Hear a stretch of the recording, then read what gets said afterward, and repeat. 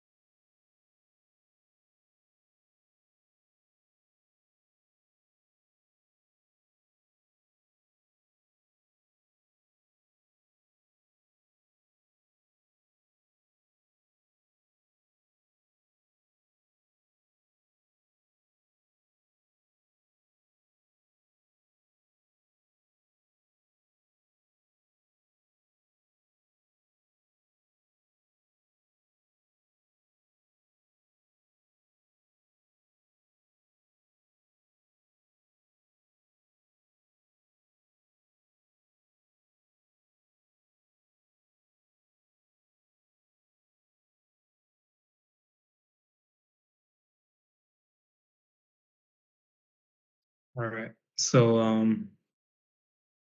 we'll just go ahead and start since no one's in right now. If Elijah joins, I'll get him up to speed. But today, I kind of want to talk about transitions. I want to talk about some different transitions you can work with in CapCut, the ones you see in the movie industry. There's a lot of movies out there, and like, okay, I'm gonna backtrack for people who watch this recording and don't know what transitions are. Transitions are basically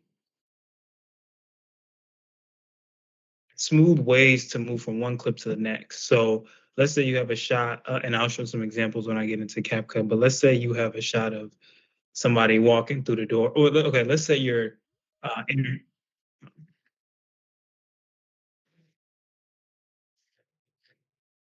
Hey, what's up, Elijah? Hey, Asante, everything's going good. You already knew what I was gonna say, huh? Yep. Nice, nice. Okay. Um, Seen movies lately or anything catch your eye since last week, or not really? Actually, yes. Mission Impossible. Which one? The 1996 X movie. Oh, that's the first one, right? Bingo. Wow. Okay. I haven't asked. That's like the Mission Impossible I've seen. I think I've only seen that one time. All the other ones I've seen multiple times, and I always forget the first one. I don't know though. I don't know. But I remember it being really good. Like Tom Cruise's character. Uh, yeah, yeah. What did you like about it? How was it? Like, this is your first time watching it, or did you rewatch it? Like, was it how you saw it for the first time, or like, what were your thoughts? I saw it for the first time, and it's pretty good. And so, yeah, Ethan Hunt has been framed for his crew being killed. So, until the end, and Peter's the bad guy, and I was like, well, everything's back to normal again, and Ethan Hunt can go on his way. Yep. Is that the one? Is Jeremy Renner in that one? Jeremy Renner was in there, so I believe. Here, let's see. I believe there was Henry Let me see. Zerny. Yeah, Henry Zerny was in there and was directed by Brian De Palma. Yeah. Okay. Yeah. No, Jeremy Renner wasn't in this one. Okay. When did number 2 come out? 2000, and the number 3, 2006, and number 4. Oh, let me share my screen so you can see what I'm saying. Okay. All right. So 1 came out in 96. 2 came out in 2006. The third movie came out in 2006. I know Ghost Protocol came out in 2011. That was my favorite one. That was my favorite Really? I one. didn't recognize that. Oh, wait. It was the 4th and the 5th one. Let's see. Yeah, I can tell there's Fallout. They're all good. Yeah, I can tell. Like, I love Including, the. Go ahead. I can tell Dead Reckoning part one was a I can tell it was a good movie. So I'm looking forward to seeing the final Reckoning in theaters this summer. Oh, yeah. Yeah. 6 was. I think 6 is the one. Nah, it was 5. 5. But yeah, I love those movies because it's like action mixed with sci-fi, and it's also dramatic. And I like the cast. I like how each one they follow each other, but they're different movies. So like if I were to watch this movie and didn't see the other ones, I could still follow along. So I like that. And I just like Tom Cruise. Like he's a good actor. He does his own stunts. There's always cool action scenes, always cool technology. Um, and a lot of people always like, I don't know if you noticed, but people who work with Tom Cruise, they say he's horrible to work with. Um, they just say he's a horrible co-star because he's like does his own thing and mean to the directors and just kind of mean to the team. I've heard that from multiple people. So that's like a little fact that he's kind of difficult to work with, but he's a great actor. And you can't really tell him anything. I mean, any movie comes out what people are going to go see, he's a box office, um, like, I can probably tell since it's Top Gun Maverick.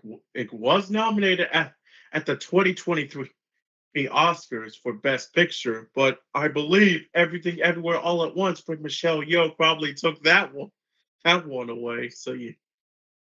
yep. And also, Top Gun Maverick was like the like 6th highest grossing movie of all time. Um, Wow. and that's crazy. So let me see. I think it was like 8 or 9. Yeah, Top Gun Maverick was 13. It'd be Avengers, Age of Ultron.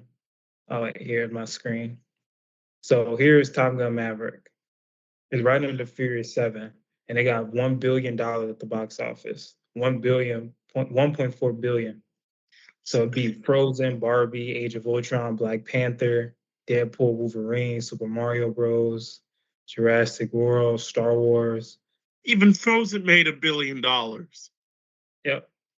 All these movies make $1 billion. And a lot of movies, if you can tell, a lot of these movies that came out after 2010, um, even I would say 2020, or just 2010, it's gonna keep most movies will not. I won't say most movies will hit a billion, but most movies are gonna get close to a billion because inflation, like the price of tickets have gone up, and like it's not the same price as it was, um, like in the 80s and 90s. But if you click highest grossing films based off inflation, that's different. You're gonna get a different list because they're actually compared to all generations. So like here's the list where it says adjusted for inflation. So it's a different list than these, right? Because they're just going strictly off numbers, but they're not taking into account the difference in price, right? Like $20 today is not $20 like how $20 was 30 years ago, right? It changed because of inflation, the market, economy. So $20 back then was a lot of money. Nowadays, $20 isn't that much, right? You get $20, you could just get lunch with that, and that's pretty much it. But $20 back in like the 80s and 90s, that was like $50 for us.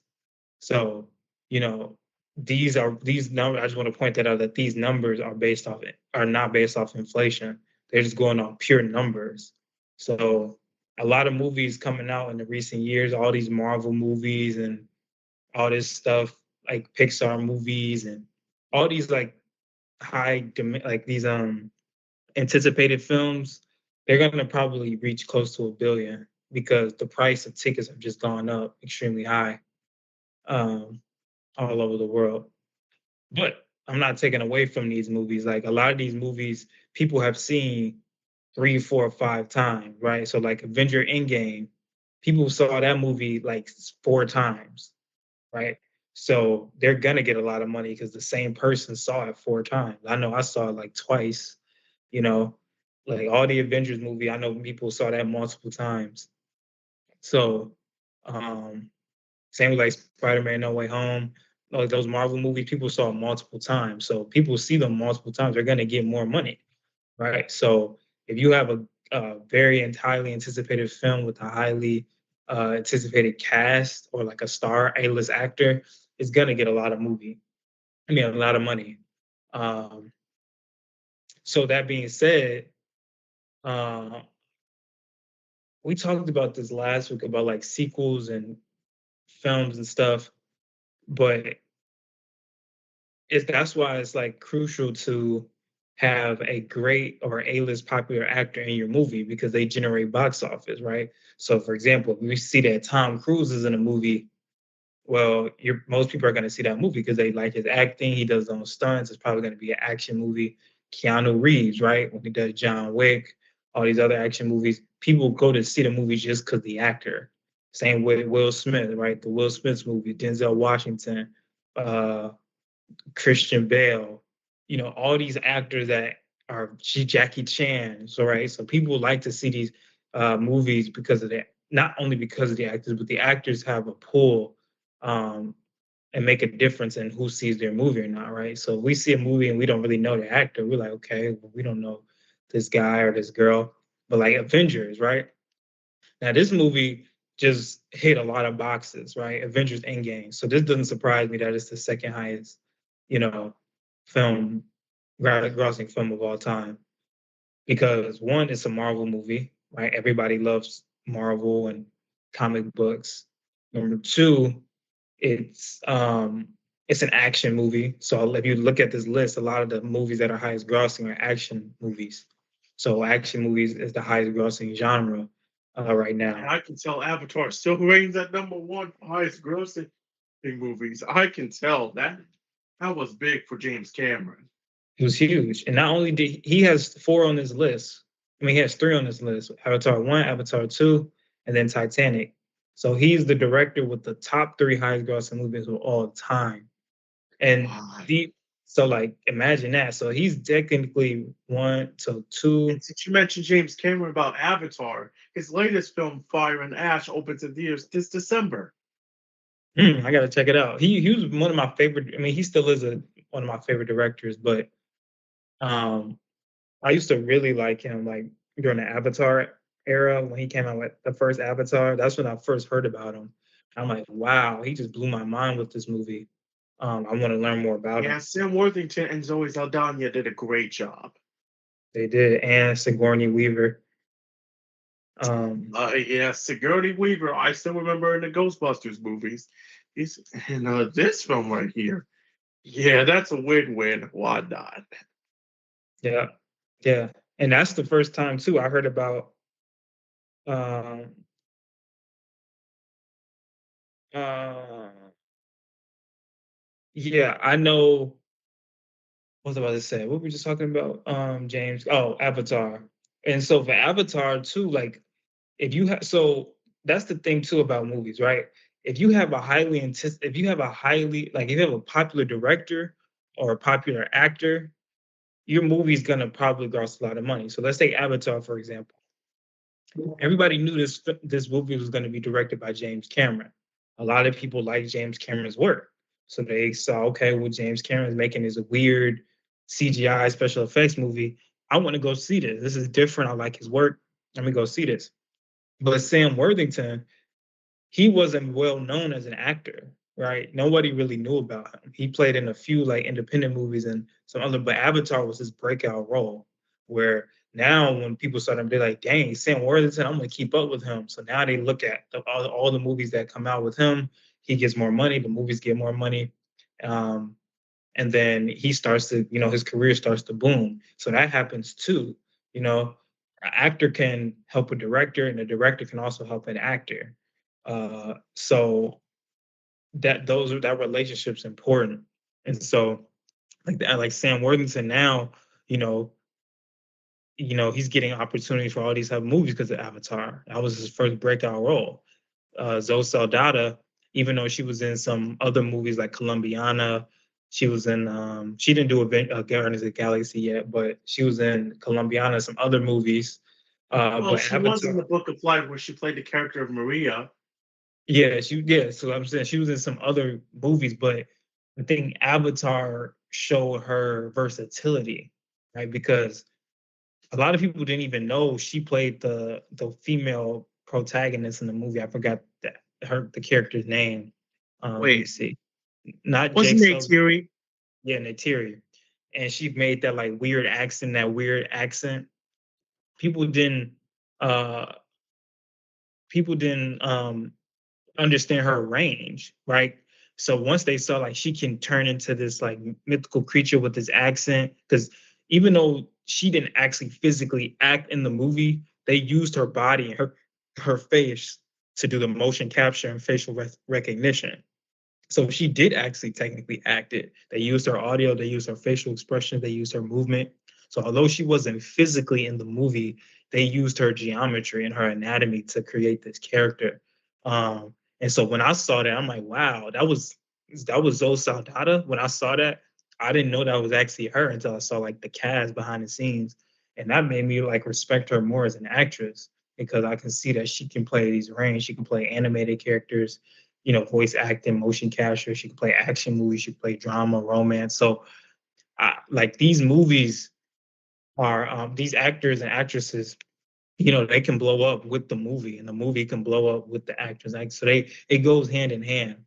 But if we look back at that highest grossing movie list, uh, James Cameron, a lot of people didn't actually think Avatar 2 would get 2 billion again. Everybody was like, nah. Oh no, I was talking about Avengers Endgame. Well, I'll come back to that. But Avatar, a lot of people didn't think it would reach 2 billion. And James Cameron said, no, this one is gonna get 2 billion again. And it did. It actually got more than 2 billion, it got 2.3 billion, right? Avatar 1 almost got 3 billion. So that's insane. And so, and that was in 2009, right? Where tickets weren't even, weren't as expensive compared to now, right? Avatar came out in 2009. Avengers Endgame came out, I think, 2020. Okay, 2019. So that's a 10-year difference between these two movies. And so the price of tickets, I don't know how much they went up, probably maybe like $5 between the 10 years. So Avatar, even if this like Avatar is still highest grossing because even in that age where the tickets were cheaper, it still got more than Avengers Endgame. So no matter what, Avatar blew everything out the water. And so 2 billion is a lot of almost $3 billion is crazy for a movie, right? And so think about it. When you get $3 billion as a movie, um, I don't know if you know how movies are funded, right? So movies are funded from the production company. So let's say you're doing a movie and you want Warner Brothers to be the production company. They basically pay for everything. Um, so when Avatar and James Cameron, now that he made Avatar, that reached almost 3 billion, the studio have no problem giving him any money because they know he can make the money back, right? He can make 3 billion. If this guy can make 3 billion, here you can have all the money because I know you're gonna make it back and then some, right? So when you make these high grossing movies, you also establish trust with the production company because now they say, okay, well, Warner Brothers can say, actually, what company? Let me see. What I think this is James. Okay, 20th Century Fox. They produced this, so Fox was the production company behind this. So when Avatar 1 came out, you know, and it made all this money, Fox was like, okay, shoot. When you want to make number two, Way of the Water, here, take $1 billion, however much you need to make this movie make money, right? Because at the end of the day, it's all about money. So uh so that's why he was able to make a two. And now I don't know if you know, but he's making a three, a four, and a five. So he's making 5 Avatar movies in total. So he's already working on a third one right now. And so that's some. So Fox, they have no problem giving him any money to make a movie because they know he'll make it back. So, but on the flip side, right? If a director makes a movie and it flops, right? They lose money. The production company will say, "Nah, I can't give you any more money. You flopped your first movie, or you flopped the other movie that you made. Why would I give you $500 million to make this movie when I gave you $500 million before and you didn't make it back? You actually lost money." So then that's when a production company can strip it and say, no, I'm not going to give you any money, right? And so then a director has to go to another or the producer has to go to another production company. And I keep saying the director, but like the director isn't like a crucial part, but it's the producer who's reaching out to the production company. They're the ones saying, okay, I have this idea. Can you guys pay for it? But again, if the movie didn't, they're going to look at what the director and the producer has made in the past, right? Did it generate money before? Did a lot of people want to go see it, right? What did it do at the box office? If it did good, great, I'll give you more money. If it did bad, probably won't. So that's something to keep in mind. But what I want to get with Adventures Endgame was that this was a highest gross, great like a grossing movie. This was like it makes sense why this movie made almost $3 billion, right? Like I first said, it's a superhero movie. Most superhero movies are highly anticipated. Everybody wants to see cool special effects. Everybody wants to see their comic book characters come to life. One. Number two, it's an action movie. Like I said before, action movies is the highest grossing genre right now. Number three, um, the cast. Think of the cast of Avengers is crazy. They have every A-list actor you can probably think of: Robert Downey Jr., Chris Evans, Mark Ruffalo, Chris Hemsworth, Scarlett Johansson, Jeremy Renner, Don Cheadle, Paul Rudd, Brie Larson, uh, Benedict Wong, Bradley Cooper, Josh Brolin, uh, Gwyneth uh, Paltrow Gwyneth Paltrow, and Karen Gillan. Yeah. Karen Gillan. And so, like, did I say Tom Holland? Was he in? He was. Why isn't Tom Holland on this list? If I'm not mistaken, I believe Tom Holland used to be a cameo. But he played in it in game, didn't he? Was he I not think an he in did. game? I think he did. But he was just a cameo. Yeah. What about Tom Holland and Chadwick Boseman? Chadwick Boseman was legendary until he passed away, which Right. was devastating. Chris Pratt, Dave Batista, Tom Hiddleston, Anthony Mackie, Elizabeth Olsen, Benedict Cumberbatch, all of these, Samuel L. Jackson, Vin Diesel, right? So who else? All of these people, right? So of course people are gonna see it, right? And you got every Yeah, actor. you know how they do this. So Tessa yeah, when it comes to Thompson, the movie reactions and to everything, that's the best part. right? Angela Bassett, About Haley Atwell, Haley Atwell, all these actors. Evangeline Lilly, Yep, even Tessa Thompson, and Tessa Thompson, John Slattery, Rene Russo, Marissa Tomei, Linda Cardellini, and so many others. so many others. So that makes sense, right? Of course they're gonna make all this money. They have every A-list actor you can think of. Not everyone, but a lot of them, right? So that's another reason why people went to go see it. And finally, it was the end of a trilogy.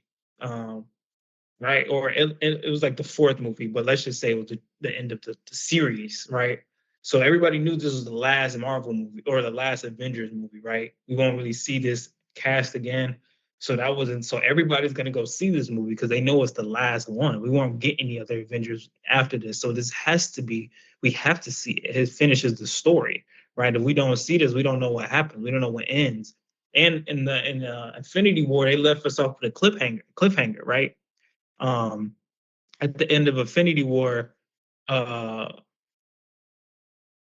what they is that the yeah that he snapped his finger, everybody disappeared. Um, and that lets us who was it? Thanos. Yeah, he like snapped his finger and he got the ring. Everybody disappeared. And so now half the cast was dead, right, in the movie, and so half the characters were dead, and so we all wanted to know what happens next. Do they come back to life? Do they kill Thanos? Do they get the Infinity Stones? How does this end, right? So all of that stuff was marketing. It was made. It was a way to get people to see the next one, right? So that all of that makes sense. So that's the reason why Avengers Endgame was the second highest grossing movie of all time. It was just too highly anticipated. It too much was everybody had to see it. Like you, I'm sure you saw it. I don't know how many times you saw it, but I know I saw it like 3 times. Not by my own choice. Like I saw it once by, like to see it the first time, then another time I saw like a family member, and another time I saw like a friend. So I saw it 3 times. Um, so they got some of this money from me, right? Seeing it that many times, and somebody else, and everybody was seeing this 3, 4, 5 times and all over the world, different countries. And so, this makes sense, right? So Avengers Endgame, that all makes sense. So um that's why box office is so important. Not only does it pay for everything, right? Um, so if you see it, do you know um well, so you know why it's important that the box office is greater than the budget of the movie, right? So if we look at Avatar, the budget for this movie was $237 million, right? The box office was, let's say, 3 billion. Let's just say 3 billion. This is important, right? This ratio is important between the box office and the budget, because think about, so you know what the budget is, right?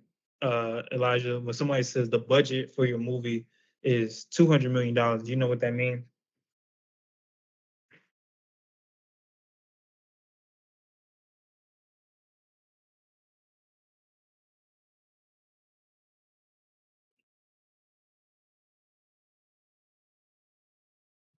Well, if you ever hear the budget means this is how much money we're gonna give you to make this movie. That means Fox said, I'm gonna give the producers and the direct, I'm gonna give the producer $230 million to make this movie. So you have $230 million to make him, to pay the actors, to pay the staff and the crew, to pay for street permits to film, pay for the special effects crew. I'm giving you 230 million to make this movie. And so the director says, okay, cool. Or the producer and the director say, okay, cool. I got $230 million. How can we make the best movie with $230 million? And so not only do they need to make this money back so they can pay everybody, right? The director has to get paid, the production company has to get paid, the producers have to get paid, the actors and the actresses have to get paid, the uh um the production studio has to get paid. Everybody has to get paid for this. So think of how much the salary is for these actors, right? Like Zoe Saldana.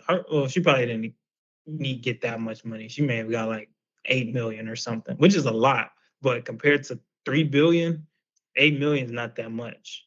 Um, so they have to pay everybody. But not only do they have to pay people, they need trust to make another movie. right? If they want to finish this off and go in one movie, the producers will say, gonna say, okay, I'm giving you $200 million to make this movie. Now you better make it back, because if you don't, or you make less, well, I'm not giving you money for a second one, or I'm not giving you money for the any other movies that you make because you didn't make enough money. Why would they give you money and you lost money? Right? That's like somebody giving you $50 and they tell you, okay, I'm gonna make $100 and you make 25. It was like, well, where's the rest of my money? I gave you 50 and you give me 25. I just lost money. I want to gain money, not lose it. So same idea in film. Production companies do that. Fox, Warner Brothers, Paramount, Disney Pictures, all those production companies, Sony Pictures, right? These are billion-dollar corporations and they need to make money. So at the end of the day, it's all about monies, all about money. So why do you think, look at the Fast and Furious series. How many Fast and Furious movies have they made? So far, they made 11 if you count Hobbs and Shaw. Okay. So you have 11 Fast and Furious movies, which is insane. I think this is like the longest series ever. So yeah, the main 10 movies are part of the series. Hobbs and Shaw is a spin-off. Okay. Yeah, so looking at this, they said the series has been commercially successful. It's Universal Pictures' biggest franchise and is the 8th highest grossing film series with a combined gross of over 7 billion. So I don't, anytime I see the Fast and Furious movies, I'm like, okay, this is the last one. Then 2 years later, they come out with another one. Okay, this is the last one. 2 years later, come out with another one. Why do they keep coming out with these movies? Well, it's simple. They're making money. They're making money. So why would they stop? If you look at all the Fast and Furious movies, let's see how much they have made. All right. And let's look at their, not only how much they made, but how much they spent compared to what they made. All right. So first Fast and Furious, they had $38 million to spend. They made 207 million. Great. Cool. Okay. You made your money back. I'll give you permission to make another one. Right? So now, Fast and Furious 2. I'm not gonna probably go through all because it's just so many. But okay, the next one, they went up a little bit. Now this time they spent 76 million and they made 230 million. That's still a pretty good difference, right? They made their money back and then some. Great. Too Fast, Too Furious. Oh, I think that's the one I just looked up. Uh, Fast and Furious 3, Tokyo Drift. Okay. 85 million they spent. They got 159 million back. Okay, that's still pretty good. Fast and Furious 4.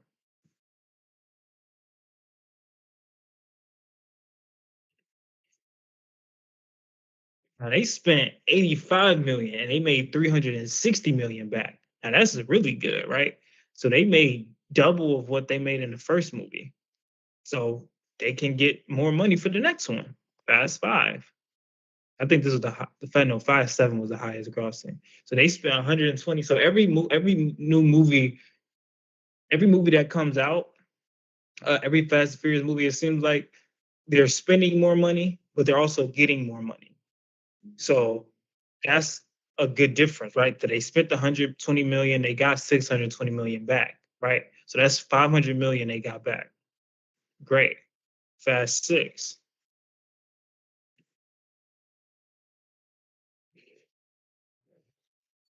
Spent 260 million, got 788 million back. I mean, this movie was up against two other contenders, which is The Hangover Part 3 from Warner Brothers and the 2013 animated movie Epic from 20th Century Studios. Okay. And we're gonna get into competitors and like releasing movies at similar times of other movies, right? That's Yeah. that's we're gonna talk about that. But I just want to show you this one. So Fast 7, they spent 190 million and got 1 billion back, right? So they're gonna keep Yeah. making these movies because they just keep making money. Um, so yeah, I just wanted to point that out that they're never gonna stop. They're never gonna stop. They just make too much money. It's a film, especially if it's a film series, the whole company gets the money. So it all stays in house. So the production company, it's a great investment for them to do this. Now, once they see and I'm sure they have a team where they look at the charts, like see how well a movie is doing over time. If they keep making movies and it declines to the point where it's almost like below how much they spend, which is rare. But if they don't make a certain amount of profit, they're not going to keep making these movies. It's going to be too costly. And so when now you mentioned that Fast Six came out at the same time as The Hangover Part Three and Epic movie, right?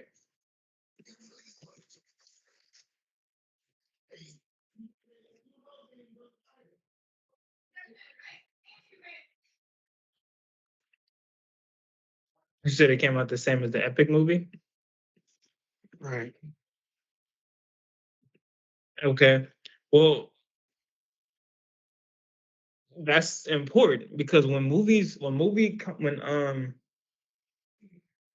production company decides on a release date, that's super important, right? So let's say movies that come out on Christmas, right? You know how sometimes they say movie releases on Christmas Day. Um, do you think that's smart or dumb? Like, do you think that's a good idea for a production company to do that? Mhm. Was furious. Let's see. Like, if they said, "I'm this movie that we're gonna come out, that we're gonna drop and put out is gonna come, the release day is gonna be on Christmas Day." Do you think that that's a good idea for a production company to do that? I mean, they made a film called Nosferatu on Christmas Day. I Okay. mean, if it's a movie produced on Christmas Day, let them do whatever they need to do to see how box office numbers can reach. So you think it depends on the movie? Yes. Okay. So yes, kind of, yes. So for Nosferatu, it released on Christmas Day. Let's see how their numbers were. Let's see how box office numbers were on opening day. Um,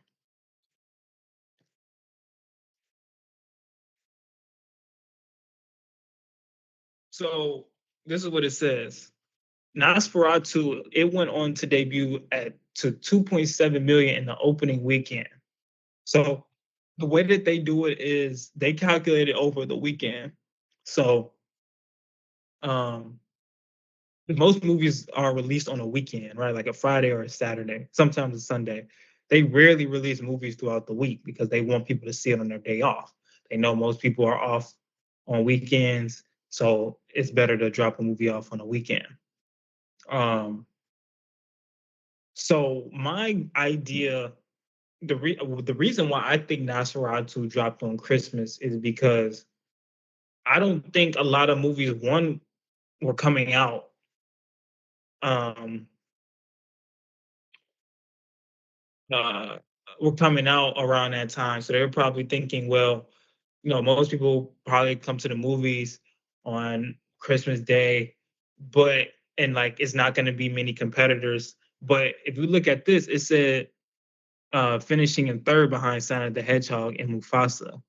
So it actually lost against Sonic and Mufasa. Um, Most people didn't see it on this opening weekend compared to the other movies.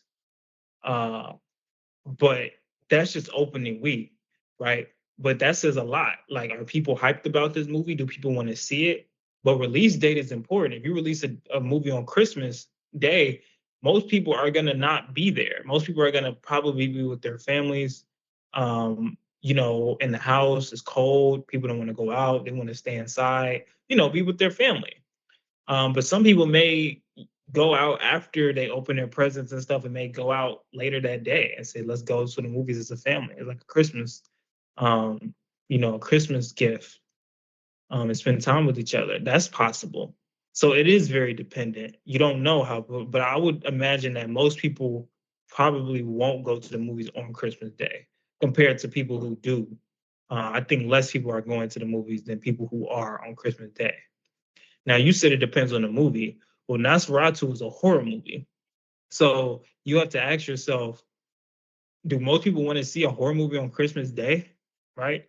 Why would I see this movie on Christmas? What do I get out of it? Now, if it was a Christmas movie, that would make a little bit more sense because it's around the holiday. People want to see a Christmas movie around Christmas, but you're basically dropping a horror movie on Christmas Day.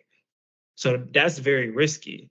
Um, and so, you don't know what's going to happen with that, but you're probably not going to get, you know, the money you could have gotten if you would have released it the weekend before or the weekend after. But that's the day the production company chose, and they got third. They got third, right? They got behind Sonic, and they got behind Mufasa. So they also look at what other movies are dropping during that day, right? The Oppenheimer Barbie controversy, right? Where Oppenheimer and Barbie dropped on the same day. Um, and people were like, which one to go see?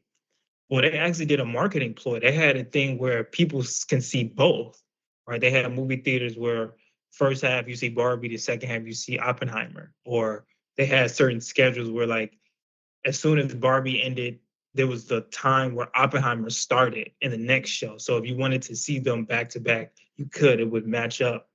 The times would match up perfectly. So as soon as you got into Barbie, you can see Oppenheimer, or vice versa.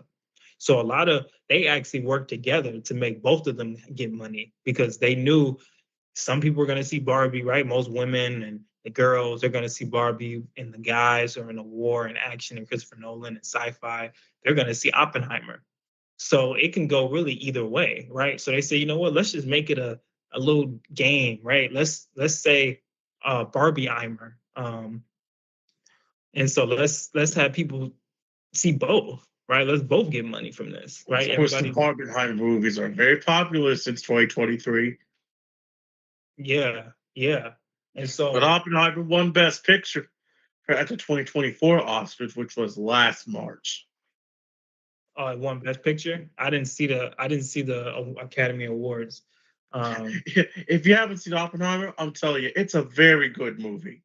No, I've seen Oppenheimer, but I didn't see the awards show. I didn't know they had This year's Oscars comes out March 2nd on ABC.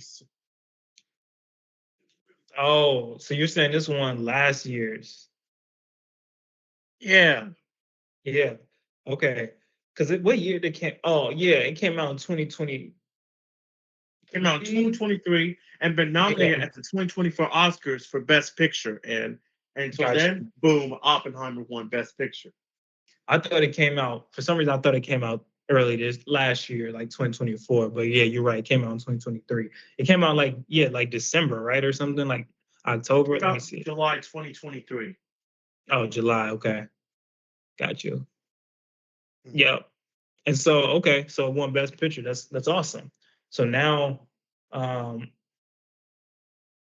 yeah, got it. I didn't know that. But yeah, what were you just talking about? Oh yeah, the marketing. So like you also have to think about, like I said, what other movies come out around that time. And I know you know a lot about movies that come out around the same time, right? So if I'm a movie that is like an independent movie, and that my movie's gonna come out the same weekend as an Avengers movie, that's probably not a good idea, right? Because I know people aren't probably gonna see my movie if they know they have an Avengers movie coming out and it has Robert Downey Jr. and Chris Evans and Scarlett Johansson and Don Cheadle. If I know that movie's coming out, I probably shouldn't drop it on the same day because I know my people aren't going to see my movie compared to Avengers, right? That's more anticipated.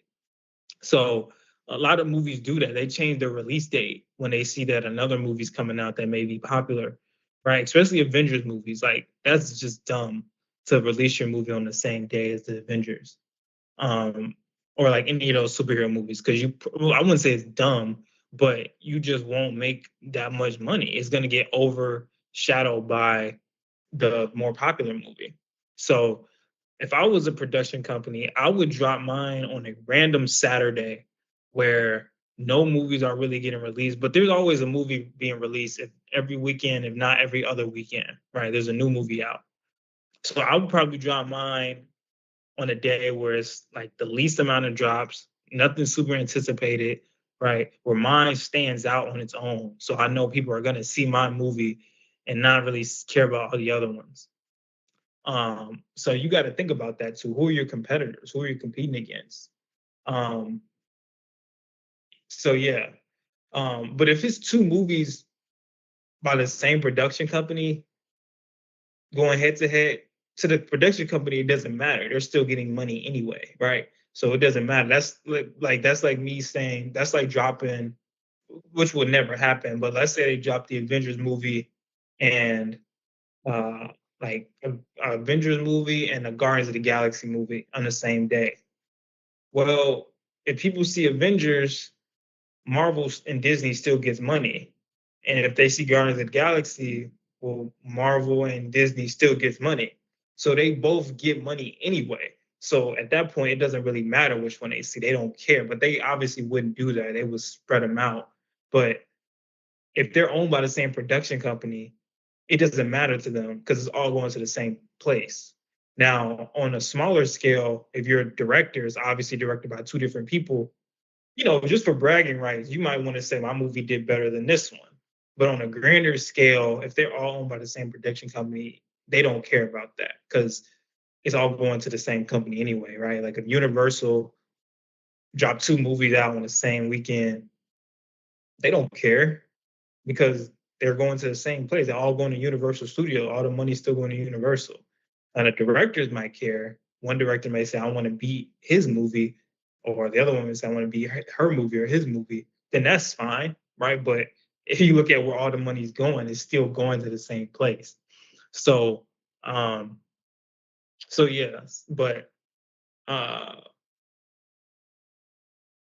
yeah, so it's a lot of finance and economy in movies and like marketing. Like it's not just drop a movie and cool. You got to think about your competitors. You got to think about the day that you're dropping it, right? You always sometimes see movies drop on New Year's Day. Some movies drop on Valentine's Day. Some movies drop on Thanksgiving.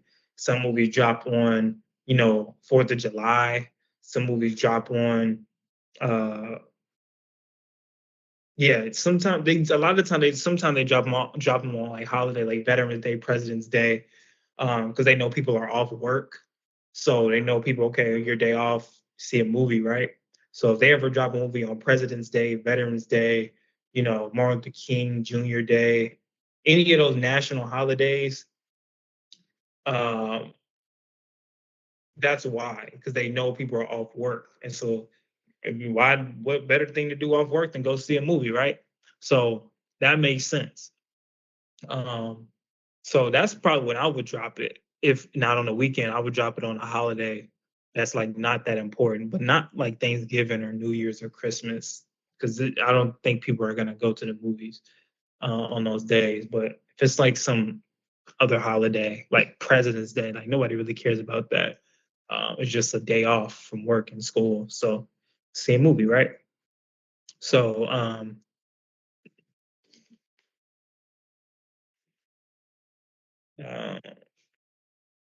oh, I see y'all comments. My bad. I didn't see. Yeah, Sonic 3. Yeah, it made bank. Tom Holland wasn't in game at the end. Okay. Yeah. I'm like, wasn't he in there? Yeah. So like, you're gonna see that movie, um, if they got an all-star cast in there. That's wild. That is extremely wild. Yeah, you got to think about that stuff. Like, I would. That's what. Yeah. Yeah. And sometimes I wonder, like, why do they drop movies on certain days? And then when I started to look more into it, stuff started to make sense. It's like, oh, okay, um, that makes sense. But what else? Oh, yeah, Christian, I see you said bro no Sonic 3 that made bank. No, it did make bank, but I was looking at the opening day, like compared to Nosferatu, and Mufasa. Like in total, Sonic 3 made a lot of money, but on opening day, yeah, it made a lot. It made a lot. I would say Nosferatu didn't lead the box office um with that.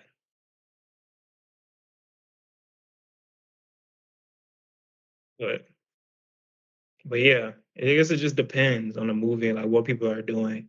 Like I know on Christmas I'm not gonna really go to a movie unless like even probably now I'll go the day after or something. But like on Christmas, I probably won't go to the movies or like on Thanksgiving.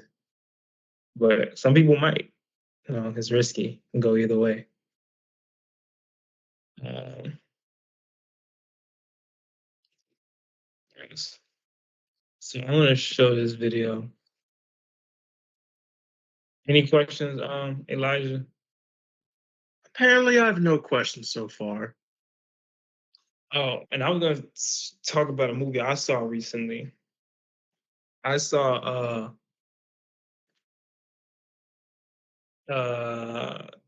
two Will Smith movies. I saw I Am Legend again and I Robot. And like it was watching it, it was like you can see how good Will Smith is as an actor. Um and I Am Legend, I haven't seen that in a long time, and that was really good. Um it's crazy seeing the CGI from back then compared to now. Like it was still okay. And but like I wonder if they would have made that movie now, how it would have looked. But yeah, I Am Legend was pretty good after rewatching it for some years. I Robot was okay too. Um, but yeah, those were good. I love the visual effects in those movies. I like the cinematography a lot in I Am Legend. Um, and I don't know if you've seen I Am Legend, but a little bit I about Am Legend. I think I heard about it, but I, I still have to put it on my watch list so I can watch for the first time. okay, yeah, it's it's like any other post-apocalyptic movie, like in terms of the plot. And Like I it's think I like remember watching iRobot. yeah, I Robot was good, but I like I Am Legend better. Um, so if you like iRobot, I would recommend I Am Legend. But especially if you like World War Z, I think you said that's one of your favorites. I Yes. don't remember if you said that, but if you like World War Z, you would like I Am Legend. It's similar, right? Post-apocalyptic, people infected, last men trying to survive, but it's good. And then it's like some fun facts Let's too. see. Ever watched Snakes on the Plane? The movie with Samuel L. Jackson. Yeah, I've seen that. I saw that a long time ago. Um, I still can get my eyes off Snakes on the Plane after what I've seen. did you like it? Of course I did, even though for some reason those were CGI snakes, if I'm not mistaken. Did they actually use CGI for the snakes? I don't know. Let's see. I think maybe. I doubt they have real snakes, but they may have like harmless snakes. But let me see. I believe Um, those. I more believe than one. I believe one snake got into a woman's bit on a woman's tongue, and if not to be mistaken, this movie was lots of. This has got to be one of the oddest movies I've ever watched because since my eyes been rolling on this one, this got me hilarious. This got me yeah, thinking outside the box. yeah. I don't know if you can see my screen, but I highlighted this. Yeah. Um, about snakes on the plane. They said more than 450 snakes were used for filming to represent 30 different species of snakes. The different species include 19-foot Burmese python, king snake, coral snake, milk snake, corn snake, rattlesnake, mangrove snake. So about 2/3 of the snakes throughout the film were either animatronic or CGI. The snakes that were real were mostly non-venomous ones that are never seen attacking anyone. So they had a mix. They had a mix of real ones and fake ones. But the real ones were non-venomous. So I Wait, the figured real that. ones were non-venomous? Yeah, so they had Amazing. like corn snakes and stuff like that, which are non-venomous. I actually want to get a corn snake. Um, but yeah, so they were non-venomous.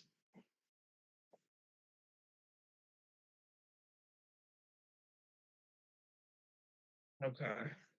I have been watching the classic a carnage count video for over the past few years, and I'm like, did they really just do that to all the all the snakes? Wait, say that again? So yeah, I've been watching this carnage count video on YouTube for snakes on a plane over the past few years, and it's been wild. Mm, mm, okay. Yeah, I don't know if you know about Samuel Jackson, but a lot of his move, I think he's like, I think he has the most movies, like he has the highest grossing movies combined, something like that. Like his movies have generated the most money out of any actor, if I'm not mistaken. He's like third, second or third. So let me see. Mm. Yeah.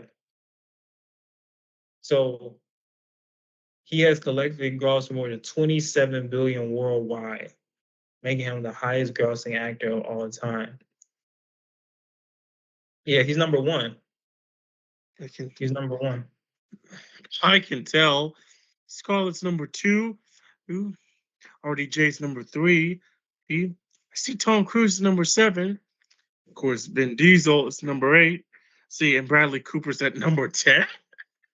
That's kind of odd. Yeah. Yeah. And if you look at them, a lot of them got their not a lot of them got their money, but they most of them their highest grossing films were Avengers movies, which makes sense, right? Avengers Endgame, that was the highest grossing, second highest grossing movie, so that would make sense that that's their top grossing film. But yeah, Samuel L. Jackson, he's the number one with the most money I'm gross kind from. of concerned about. So Uh, yeah, I don't know about snakes on the plane. When it comes to the carnage that the snakes have been going around and attacking the passengers, including how I mean the first one was probably what I didn't expect. So these two friends were just having their normal routine as usual until the snakes interrupted their business, and they started to get and things started to get completely weird. According to number nine, well, I don't know how that snake ended up in that woman's dress and got her eye, but I'm like, how on earth did that snake get up in, in her dress and then uh, get, get her eye out? So that was kind of weird. I gotta rewatch it. It's been a minute. It's been a minute. Um, I might watch that tonight actually.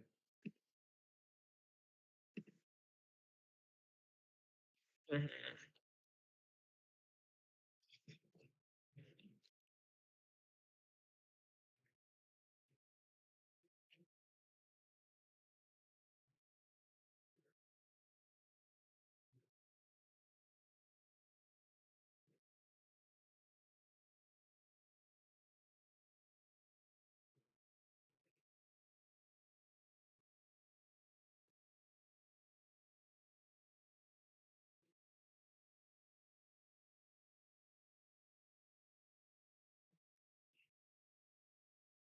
And you want to know what's the one scene from Snakes on the Plane that makes me laugh?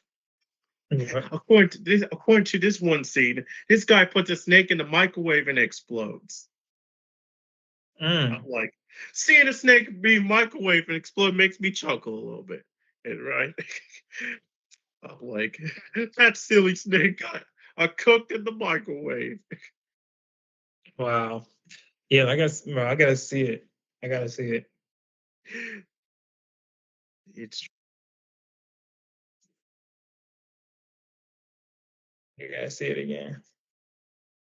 If Samuel L. Jackson's in it, I know it's funny. Let's see what I want to talk about.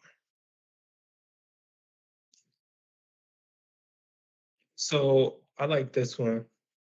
Do you know how they? So this one is how to film a car scene. wait, how to film a car scene? Yeah. Interesting. So I believe this car has a camera that will be attached to it, and it just films the car driving in any direction it goes. Yep. Yep. That's how it happens 2/3 of the time. 2 out of the 3 of the time.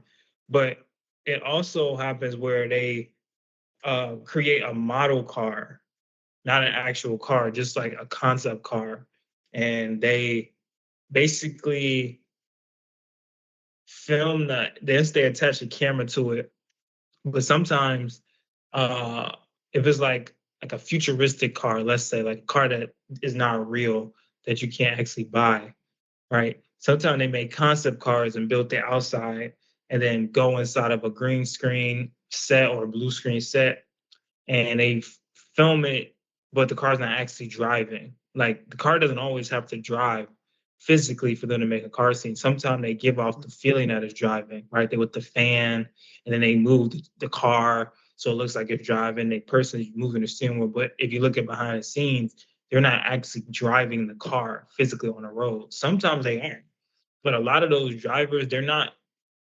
stunt drivers, right? They don't know how to drive like that. So it's usually they have a stunt double come in, and like a person who's actually really good at doing drive, who's good at driving, and a stunt driver. And then they like switch them out, to switch the shot out with them acting the actor, and they make it look like that person actually driving, but of course they're not. But sometimes they are, but sometimes they're not. Sometimes they're in a whole nother place in a studio, and they're doing it. So let me just show this. We'll talk about it. Can you hear this? Cinema is inextricably linked.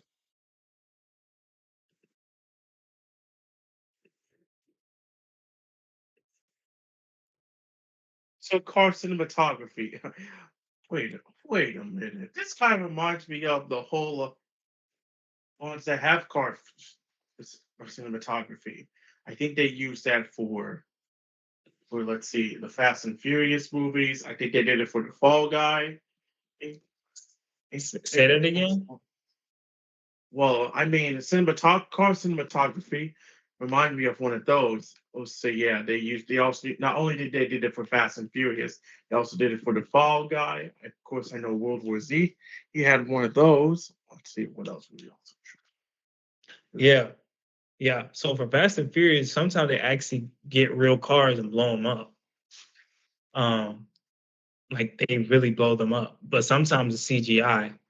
Um, but sometimes they actually do like flip cars off buildings and blow them up. Um, and yeah, sometimes they're not real cars. They like have a like a industrial designer make them, and then like it's not like a real car, so it doesn't cost that much as like a model car. But other times they really do that. Um, they like blow them up. They have the money to get cars, so they just use them and blow them up. But most of the time now, I feel like it's CGI, just because that'd just be really expensive to just buy a bunch of cars, unless, like I said, they make them like model cars, but actual cars. I mean, it just depends on the film too, how much money you have, um, uh, what contracts you have with dealerships or car companies. So it really depends, but a lot of that stuff is, I think, CGI. But let's take a look at this. Cars. Both motion pictures and motorized vehicles were born near the turn of the 20th century, and both gone on to dominate our world. But what happens when the two meet? What makes a car scene in a movie great? And what are the best ways to film while driving or to simulate driving? Get in. This is How to Film a Car Scene.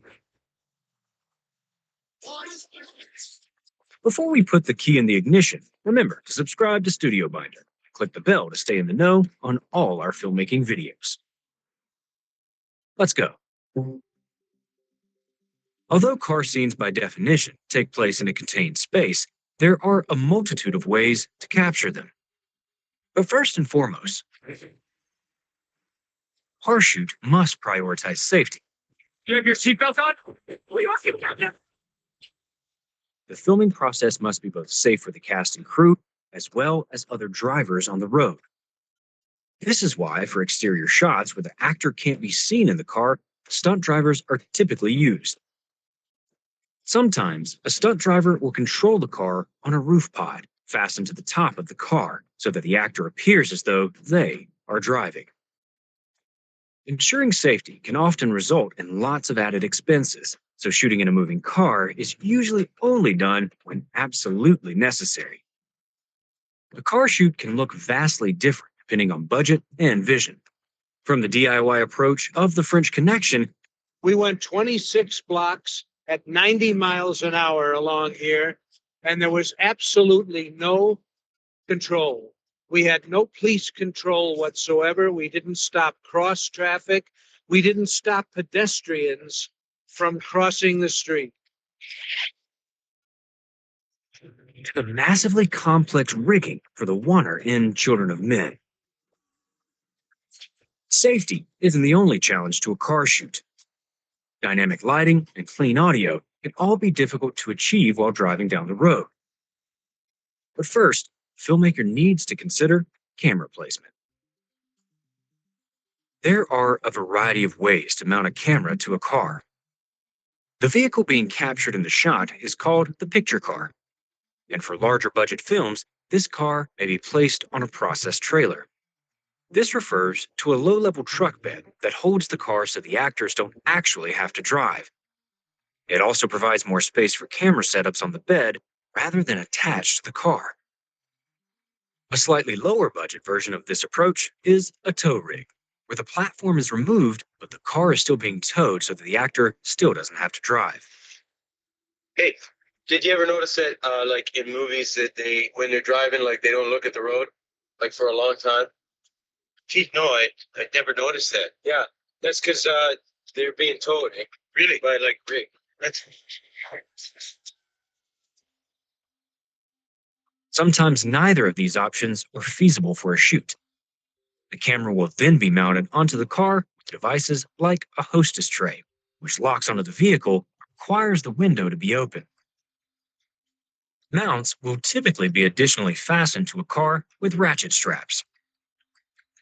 A very secure camera setup isn't just smart for safety reasons. If a camera is tightly attached to a car, the shot will appear stable, even if the road is bumpy, since it will move in perfect unison with the car. A moving car requires a mobile video village, typically based in a lead car, a separate vehicle following the same route as the picture car. This is where focus, monitors, and lighting are all operated. Because these are all remote, wireless system needs to be top-notch. No matter the rig, most car coverage falls under 4 basic shots. From the front windshield, from the back seat, through the window, and through the rearview mirror. While the camera placement is being locked down, the crew must also tackle lighting. For a moving car scene, lighting sources are typically moving as well. If a car is actually driving on location, this movement may happen naturally. But a cinematographer may want to add other lighting elements.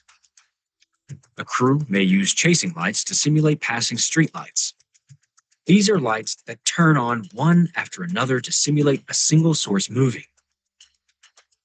Red lights that turn on and off can be added to the hood of the car to create the look of brake lights. Eye light can be achieved by bouncing a light off of the rearview mirror. For night scenes in particular, a filmmaker may add subtle interior lights to a car. In Collateral, Michael Mann's team made a version of the taxi with an interior entirely covered in Velcro so they could stick on small interior lights where they saw fit. They also shot on digital so that they could shoot in lower light. It should be noted, however, that interior lighting at night when the actor is driving can inhibit their view of the street and can therefore be dangerous.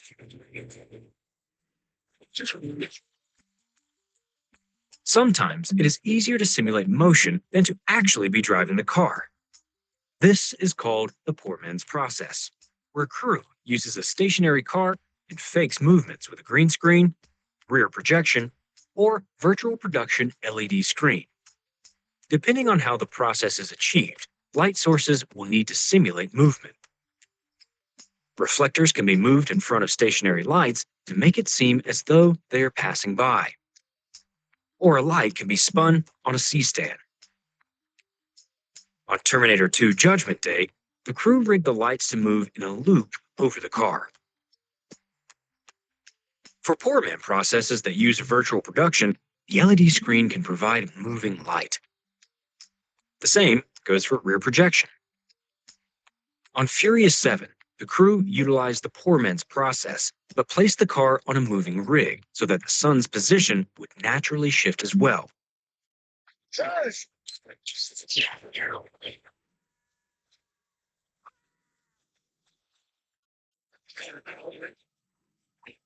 Another consideration for a car shoot is recording sound. Recording sound during a car scene depends on how the scene is being captured. If the poor man's process is being employed, production sound mixer can record the scene similarly to how they would cover any other interior, since they don't have to contend with many extraneous noises.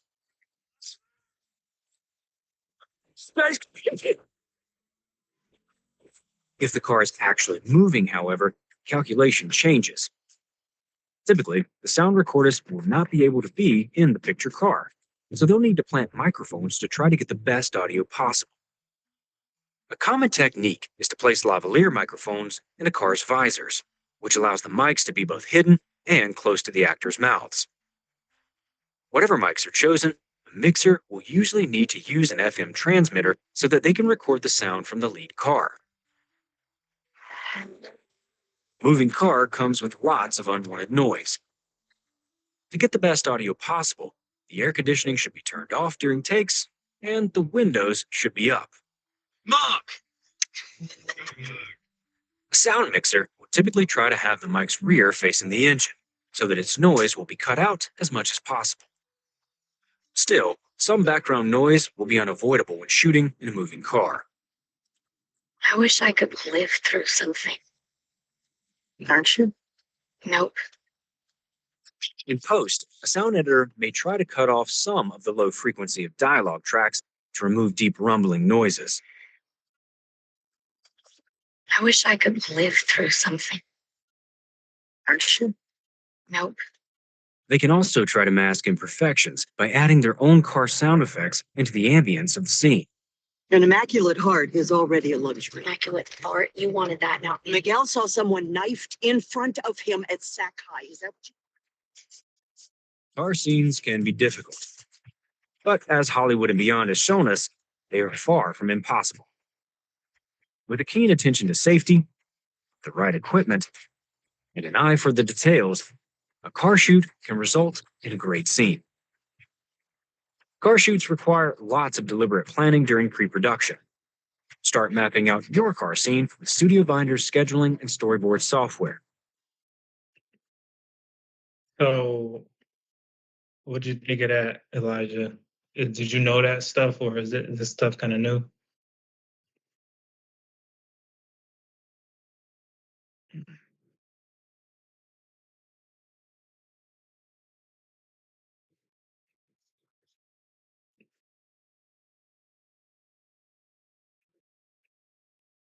I know for me, what I learned from this video actually that I didn't know before is the audio part. Like that shocked me. I mean, it didn't shock me. It was more just like, I didn't know that. Because that's so true. Like when you do a car scene, like yes, lighting and camera placement, but you can't forget about sound and what you can pick up with sound. And how they have the windows, how they were saying like you want to make sure you have the windows up or uh, there's no like back outside noises. That's so true because that can interfere with the scene. And of course, they have like sound people who can take that out and edit it, but it's about minimizing as much of that as possible, so it's less work to do in post production. And I know for me, like I can relate to that because when I do interviews in the classroom for us, we have the air conditioning blowing, the purifier, people talking, it's coughing, and doors opening, closing, or a bunch of different outside sounds that um, some you can control, some you can't, right? So I have to remember to turn off certain things or, make note of this is going to interfere with that because audio um, is very sensitive because it picks up everything, you know, uh, everything in the surroundings. So it's such a sensitive uh, component to a production that is something you really have to pay attention to. And that's why I mentioned this before, but I think video editors and sound audio engineers, like sound engineers, are the most underrated roles in the film industry because you literally cannot have a good movie if the sound is bad. If you hear background noise, obviously that is not part of the story. But if you hear background stuff in the background that's interfering with the music, or you hear feedback or glitching or stuff like that, you can't get through that movie. It sounds horrible, right? It's literally painful. Um, but with a video, right? Like if you see a blurry video or something come in a shot, like you can get through it. You might say, "Oh, but that's unprofessional," but you can still get through it. But if the audio is scratchy and glitchy and you're getting feedback and it's just bad, you literally want to leave because it's painful to your ears. And so sound is so important. And if you have a good sound team, a good sound, an audio team, or a sound engineer and a sound mixing team, that will do your film justice. Because I've worked on like this one independent, it was like a very, very, very, very low budget film, like very low budget. Like it was just this lady and she wanted to do a movie and she just like paid us, every day, but she didn't really have a budget. And so I told her that I had experience in like sound, but I'm not the best at it. I'm more video editing and cinematography. But she insisted that I help out with the audio, and I knew I wasn't the best at it. So I told her, you know, you need to find somebody who can actually do this because your movie is like its sound will make or break your movie. If there's sound where like it's like fading in and out, it's not steady or it's crackly or you're getting like noise in the back, that's gonna diminish the quality of your film. So I'm like, you know, you got to find a budget for a good sound guy or a good sound girl because you need sound, you need good audio. Like that is an absolute requirement.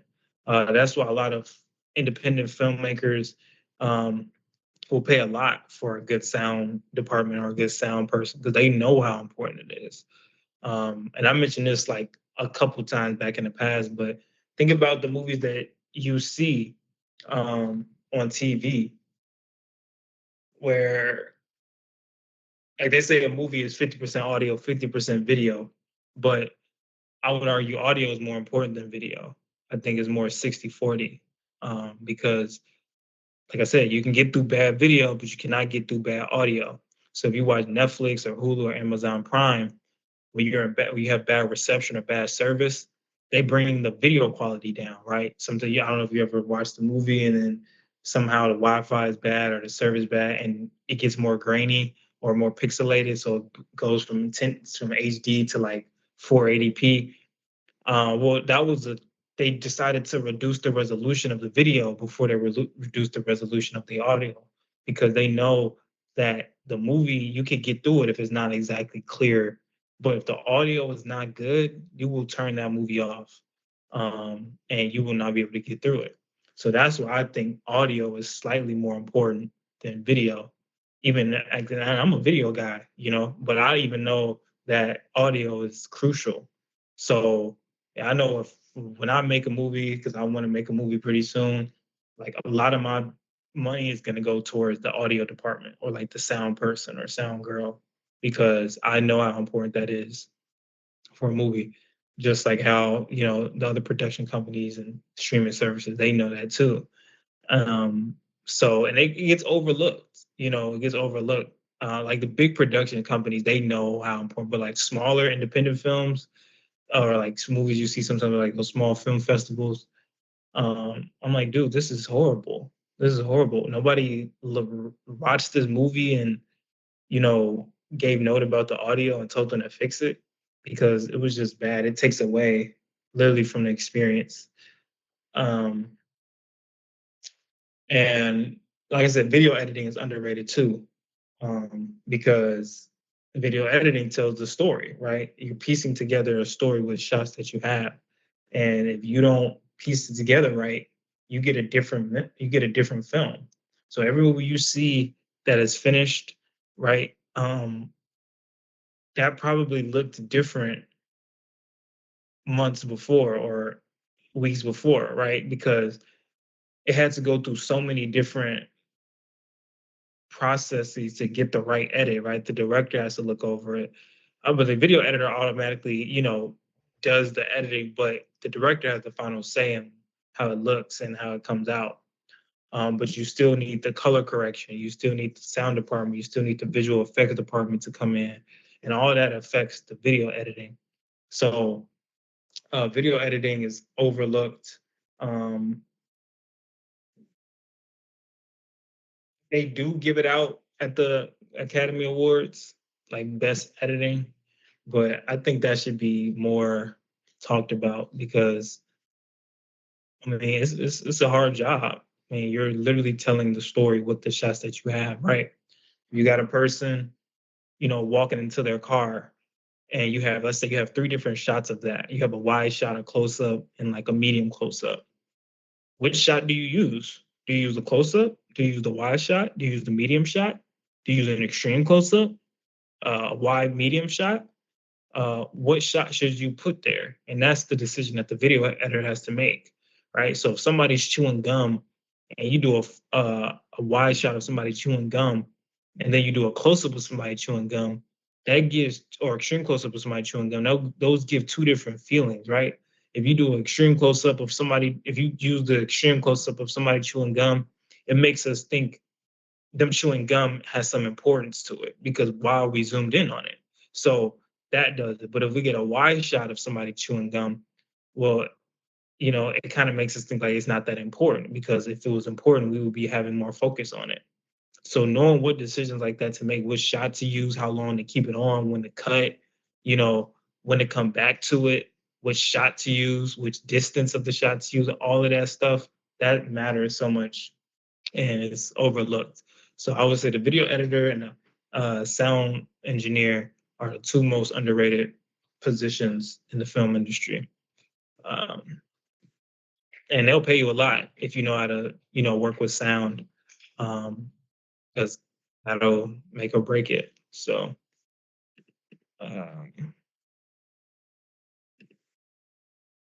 but going back into the car scene, yeah, I'm glad I watched this again because there's a lot of stuff that I didn't remember about this, like audio and stuff. So, in the future, if I decide to use a car scene, this helps. Now I know you got to keep an eye on audio, you got to keep an eye on the lighting, you got to keep an eye on the camera placement. All of that matters.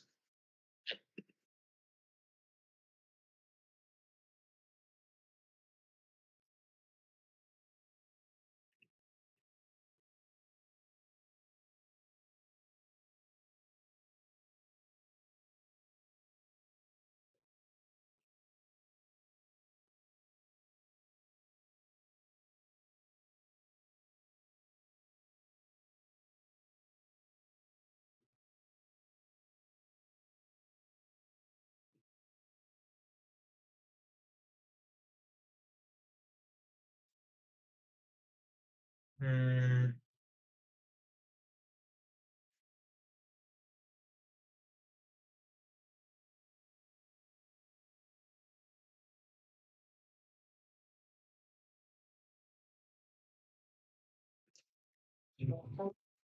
So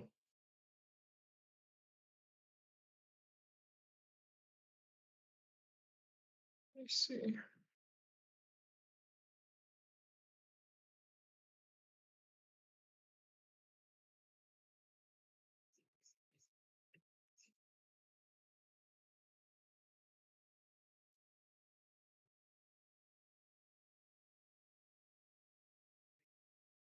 Let's see. Mm. Oh, we were just talking about Mission Impossible, Elijah. So here's some behind the scenes of how they shot Mission Impossible, and then we can talk about it. But yeah, let's see. Entries.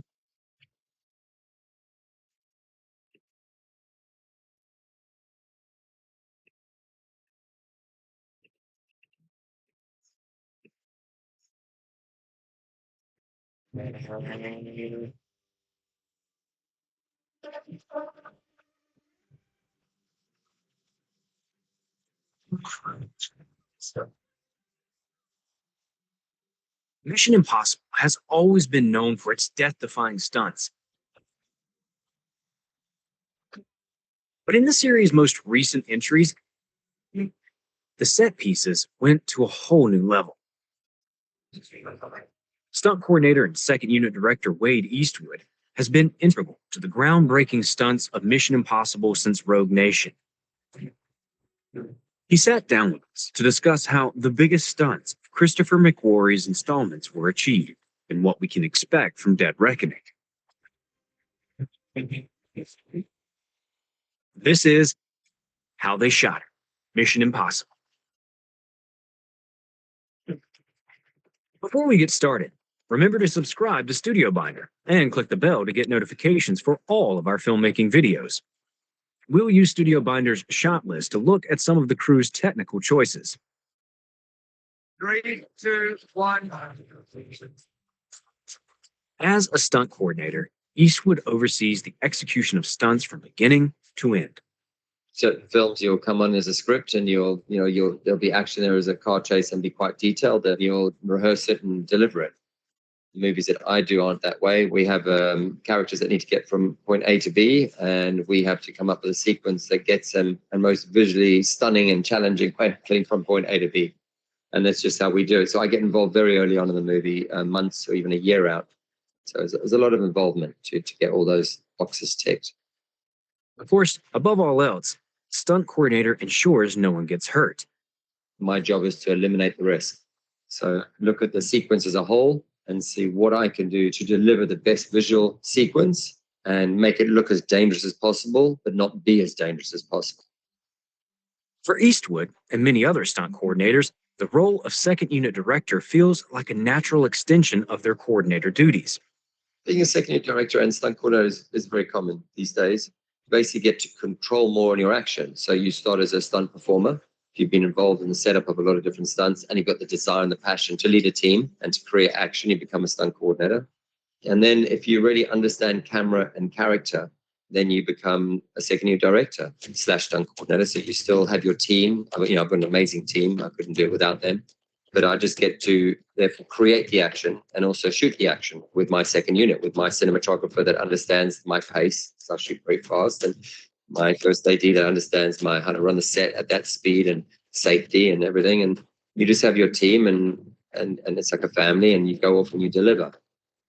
But being a stunt coordinator on Mission Impossible is unique because of one man, Tom Cruise. It really is you. I've heard stories. Can't all be true. It's super important that people recognize the difference between a stunt performer doing a piece of action, a trained world-class motocross rider coming in and crashing a bike or jumping it, and then someone like a Tom Cruise doing it. Don't be careful. Be confident. Be confident. We've got to get him competent enough that he can do the stunt, and then he's going to find the journey of the character and deliver that to the stunt. He's got to act it so that we feel the tension of the moment, whatever it is, the jeopardy, and we feel the performance.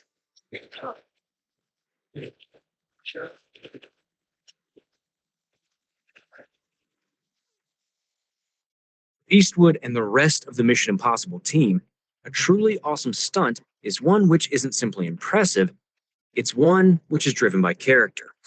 The thing about Ethan is he doesn't think first and act. The character acts, then thinks. Frank! I'm fine. Someone falls in the river, a kid falls in the river. I'm not going to think twice. Split second, I don't care. I'm in the river. And I've got to rescue the kid. And then we might be getting dragged towards a waterfall or where, and you're like, oh, I didn't think about that. And that's very much Ethan. That's why I think we can relate to it. He has to save the world, has to save the person, and he jumps in no matter what. And then he's like, oh, shit. Now what do I do? And I think people can really relate to it and relate to him. When Eastwood joined the Mission Impossible team for Rogue Nation, he was tasked with an extremely complex sequence, hanging Tom Cruise off the side of a plane. And it wasn't just any plane. The team would be using the military-grade Airbus A400M, which would fly up to 5,000 feet in the air at over 180 miles per hour for nearly 8 minutes. We wanted the audience to just be on that journey, like feel the runway, the sort of deep takeoff, and was a lot of approval process to get a camera on the side of a plane. We had to build a very special rig and get all sorts of approvals. You can imagine this military aircraft. And, we had the aircraft for 2 days. We had a day to rig and prep and rehearse and a day to shoot. That's all we were given. Tom rehearsed, and apart from having a bird strike or something that could have hit him on the outside of the plane, we did all we could to prevent that happening. But, it's a stunt at the end of the day. Something could always happen.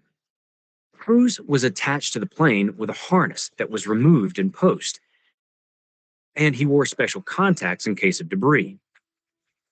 The team filmed the sequence on an Arri 35mm camera with a Panavision anamorphic zoom lens, which was housed in a Netman Systems stabilized head in order to prevent a shaky image.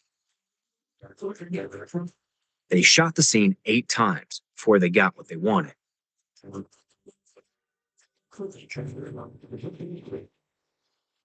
Another jaw-dropping stunt from Rogue Nation was its lengthy underwater scene.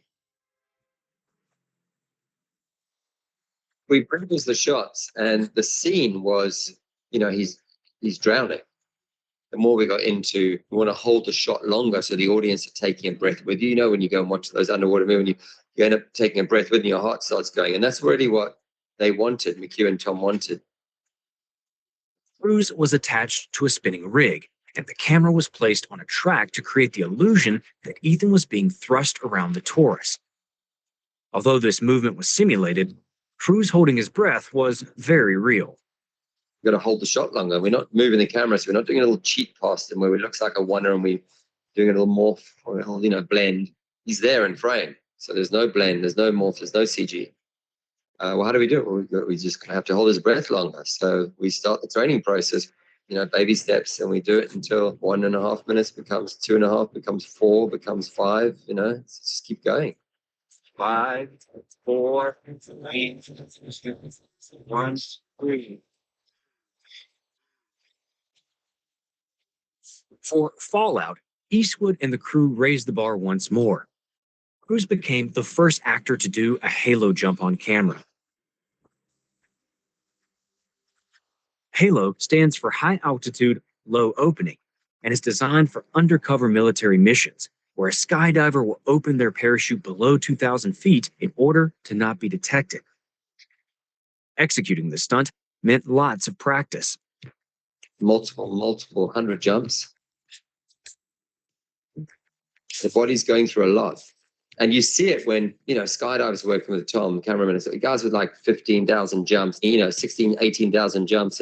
But then, when Tom's like, yeah, that's not it, let's go again. And they're thinking, are you serious? We've done 10 already. Like, I was all going home. Then slowly it's like, yeah, I think that was the shot. Don't you think that was the shot? I think we got the shot. And he's like, no, I don't think so. He's just ready to go, as if it's the first take. Aerial sequences like this one were shot on a Panavision DXL. The jump took place at night, so the team specially designed a helmet which lit Cruise's face.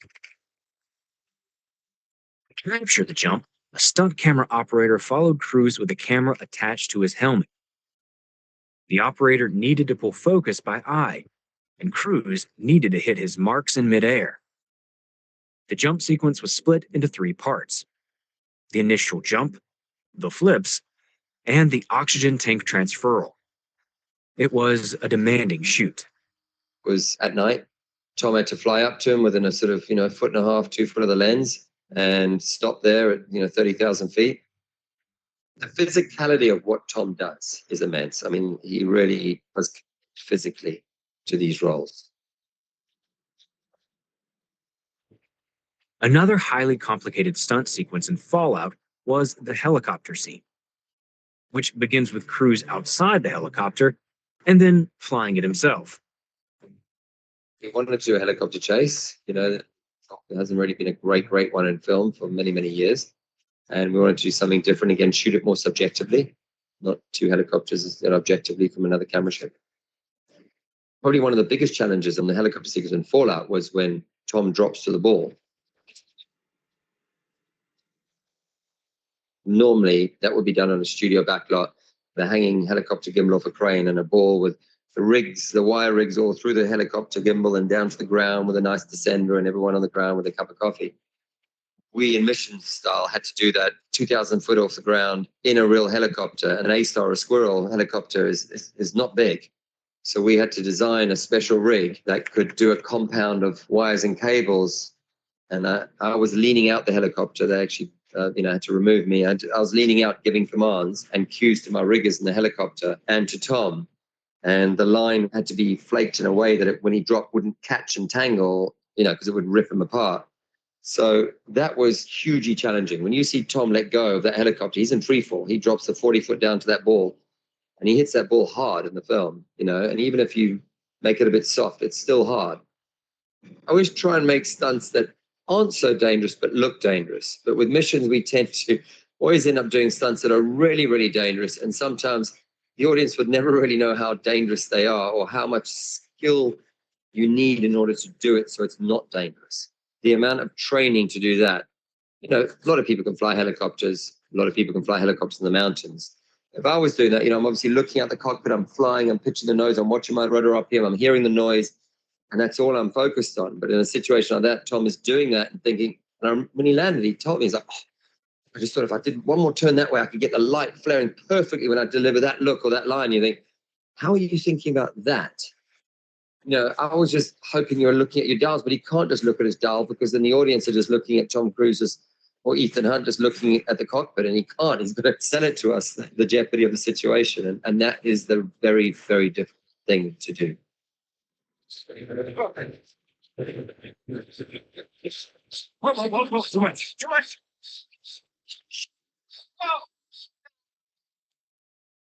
Figuring out the stunts was only half the battle. If we can't capture it in the right way, then there's no point in doing the sequence. So we had to develop, again, specific pieces of equipment unique to this film. There's a lot goes on behind the scenes. If the shot looks dramatic in the cinema, believe me, the behind the scenes is 5 times more dramatic. Really well done. Yeah, everyone, the whole team, you guys did a great job. But I don't think that we just even close. You didn't have a job too, though. Yeah, average. The average. That's all I want. As long as I get just average. Consistent, yes. I don't mind. People are chasing us. Yes, they are. You're driving. Dead Reckoning continues to push the boundaries of stunt work.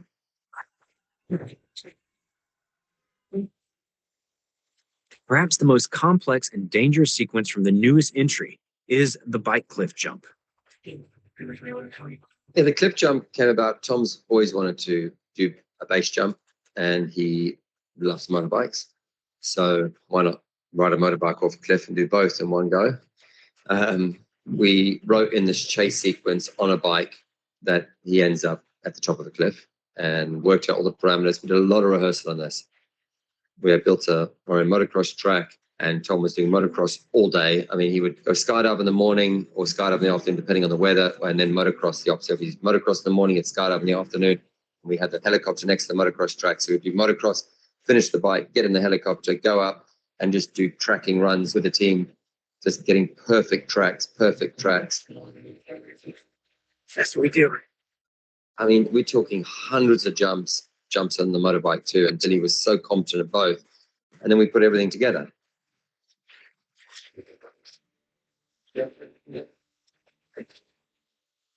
Oh, it's gonna be fun. Oh, it's great.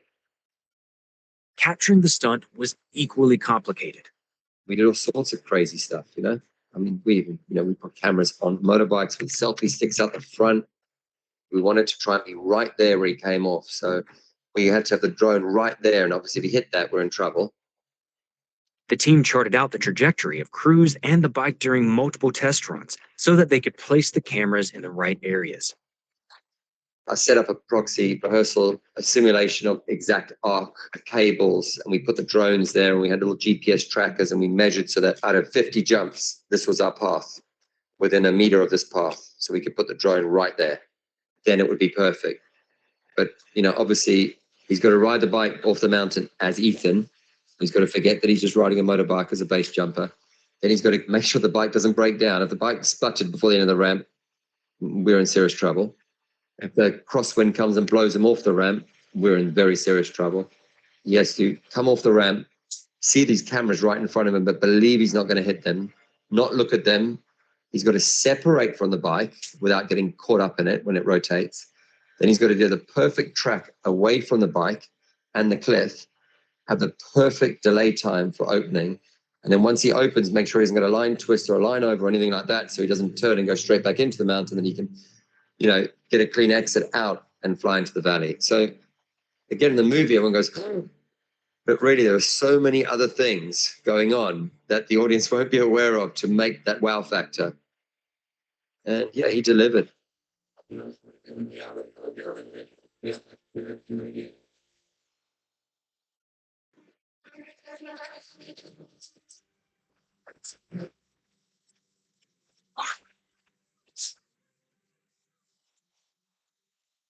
It was in my 32 years the first time I've had an emotional onset moment for sure. It was breathtaking.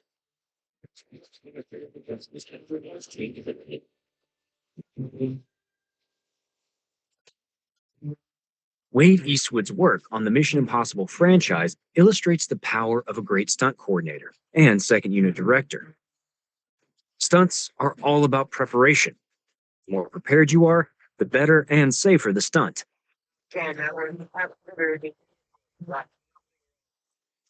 Start planning your Wow.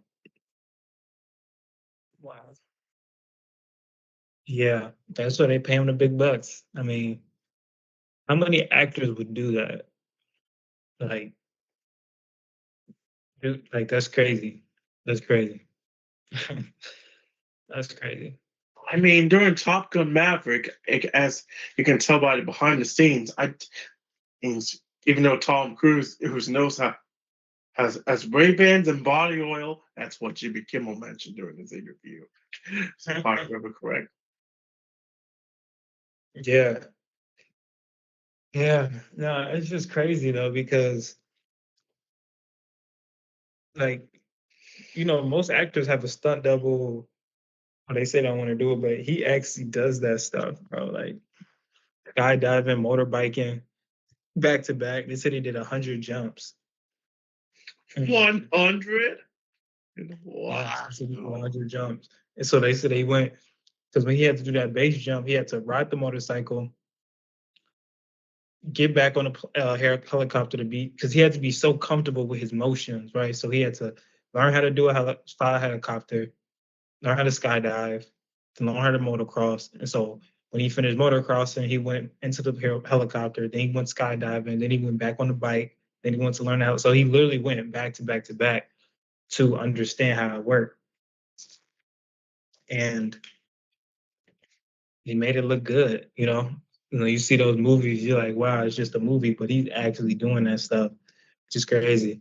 But like they said, if you're prepared for that stuff and you have a team and you have a good stunt coordinator, you can pull stuff like that off. But also too, the actor too, you have to be a good actor. You have to, if you do your own stunts, it looks more realistic because you don't have to worry about a stunt double. You just do it. So that's less work. for them on the production end, but it's a lot of work during the production end. You know, the post production. If you do a lot of work in the production phase, it's less work to do in the post production phase, right?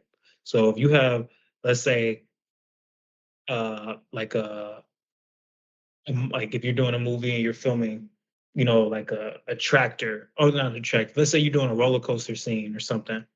It's better to actually do a roller coaster scene in real life than trying to do a CGI roller coaster scene, because you could film it and then you don't have to worry about that much editing. Maybe do a little bit of editing, but if you have to CGI like a whole roller coaster and then do the physics of that and the motion and the camera work, that's a lot of work for the editors and the special effects people.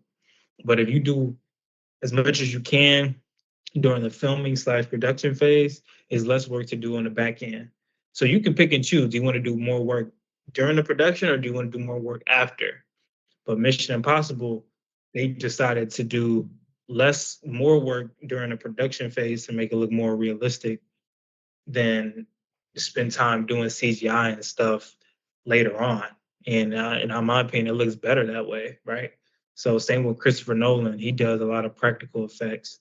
He doesn't really like using CGI. He does a lot of like practical effects. So he builds sets and builds um, like actual physical things for this movie, so they look extremely real.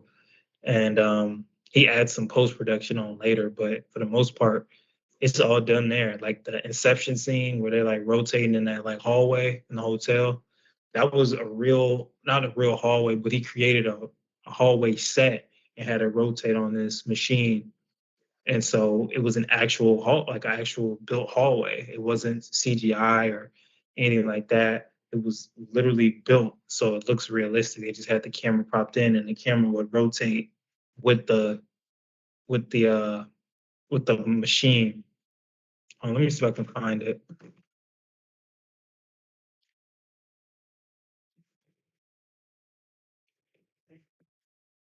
So yeah, with Tom Cruise's his incredible stunts in the air and everything. And wait, the hotel hallway inception. So wait, Yeah, so this is what I'm talking about. So you see, did you ever see Inception? I never actually watched the movie. Okay, well, you should watch it. But there's a scene basically where the hallway of a hotel. It's basically like about dreams and stuff.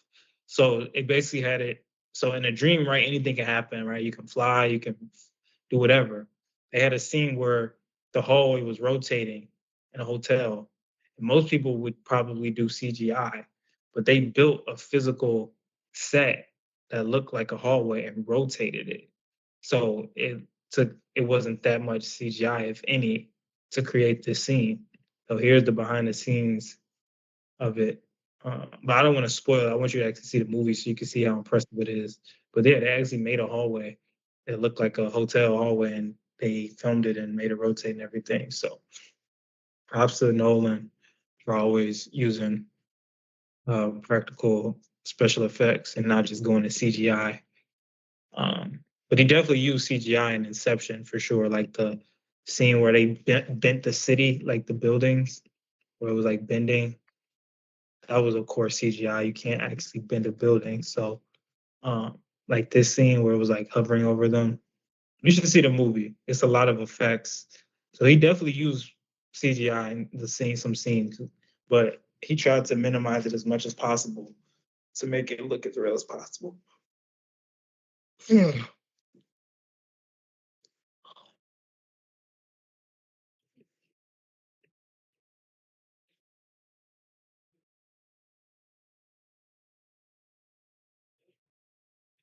But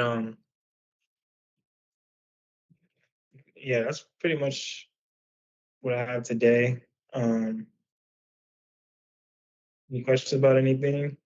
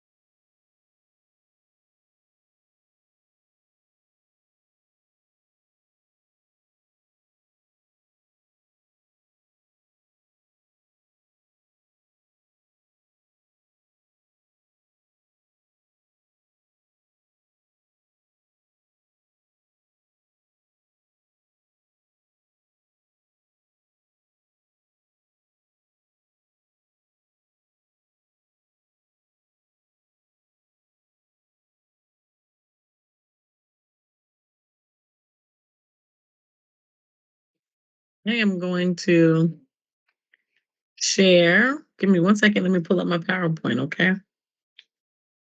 All right. Share it with you.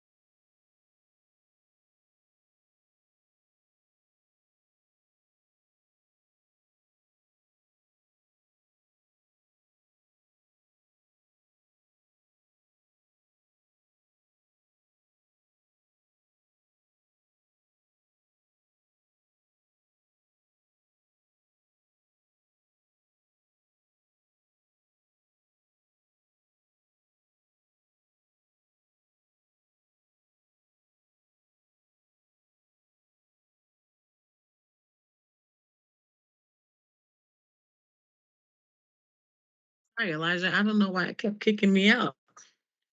Kept kicking you out. It kept I'm going kicking to start to do that so me much. out. So, Elijah, I'm not sure when the last time we spoke, but today we're going to talk about the First Amendment and the law in esports. Do you know what the First Amendment covers? Well, the First Amendment of the United States Constitution protects several freedoms, including in the government. Well, of course, we know that the government can't restrict a person's ability to express their ideas or opinions or retaliate based on what they say. Mm-hmm. So it's the idea that you have the ability of free speech. You can say whatever you want, whenever you want. Do you think that's true?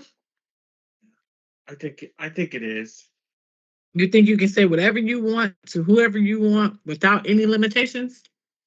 Wait, actually, I think I want to take it down a notch. So just Mm-hmm. just try to be careful what you think of, because if you go too overboard, well, like this could get you into some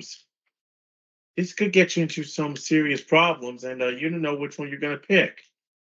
Right. So can you go into a bank and say, put your hands up and give me your money?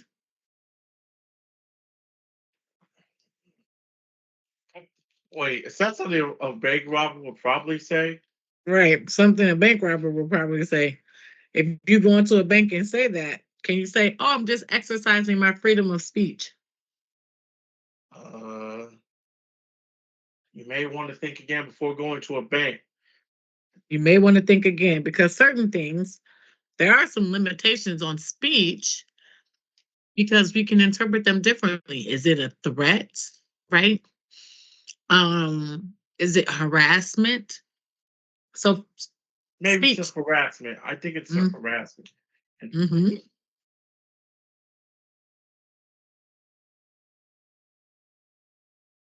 go to the next slide. Hold on.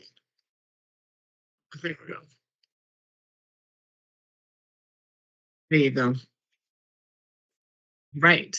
Video games have some protections of freedom of speech, but there are also some limitations. So, players have the right to express themselves through their gameplay and commentary. So, when you're commenting and when you are chatting with people on your video game, there are things you can say, right? You should have the right to communicate. Right. You think? Yeah.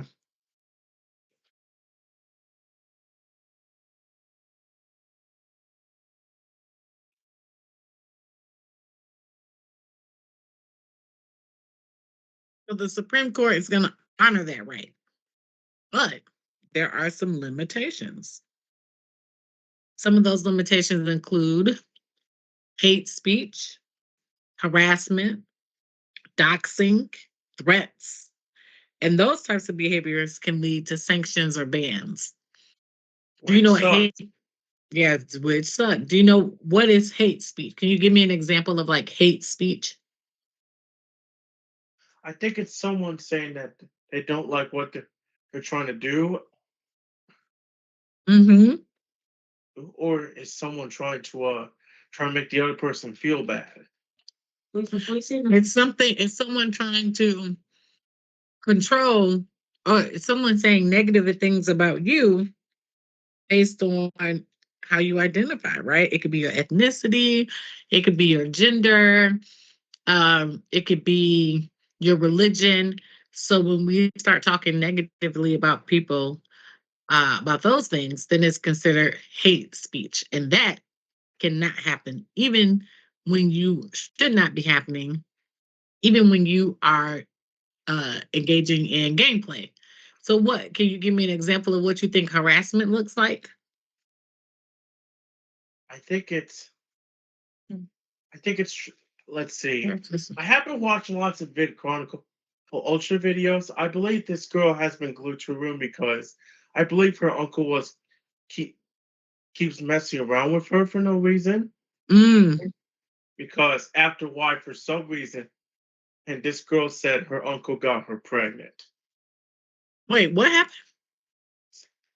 It's true. I believe I've been watching a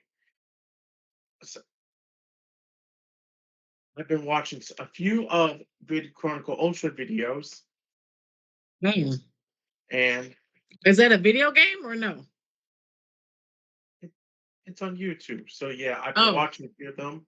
And this girl has been glued to her room because she wants to. She's been having this horrible problem saying that her uncle keeps harassing her so much. Last summer, that and is harassment. That's harassment, but I'm thinking about um um verbal harassment. I'm talking about verbal harassment. okay, if you're next to each other or around each other,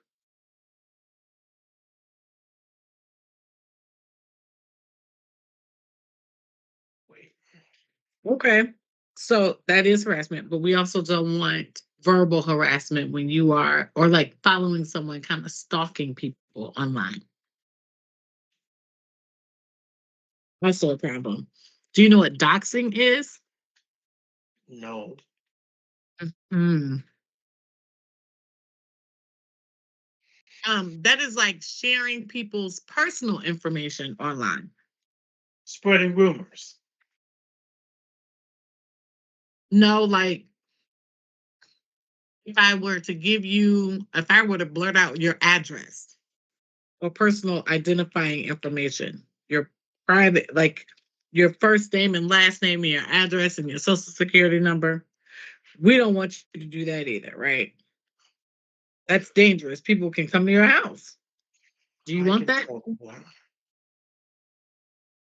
Mm-hmm.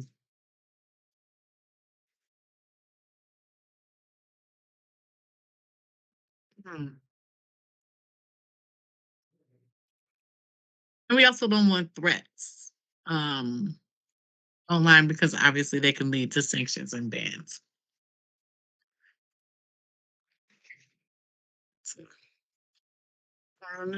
Okay.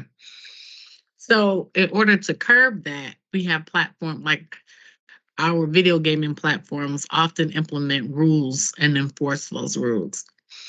So esports platforms like Twitch or YouTube have their own terms and conditions of use that we all have to check that box and sign off on, and community guidelines that ensure that people aren't getting harassed or their personal information is not getting shared or inappropriate images or conversations are not happening while online.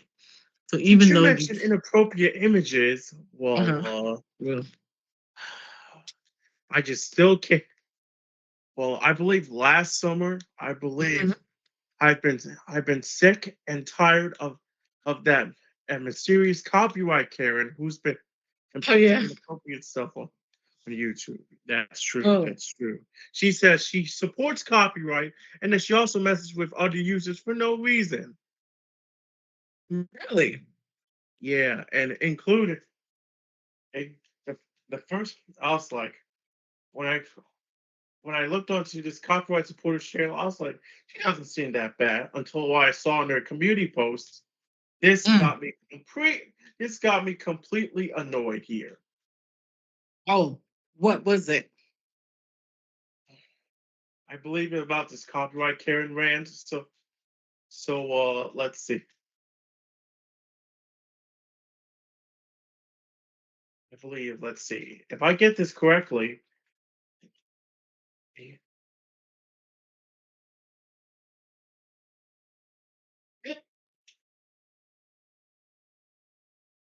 think I probably saw this rant video online about of the copyright supporter rant, and which I find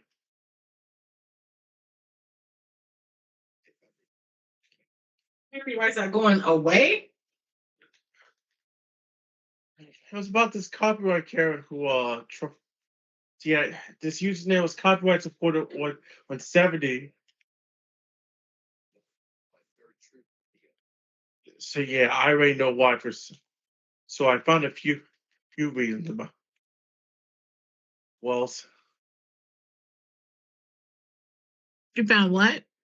so yeah, I believe when I first saw this I know on the last summer, well, I Mhm. should have known that I was doing.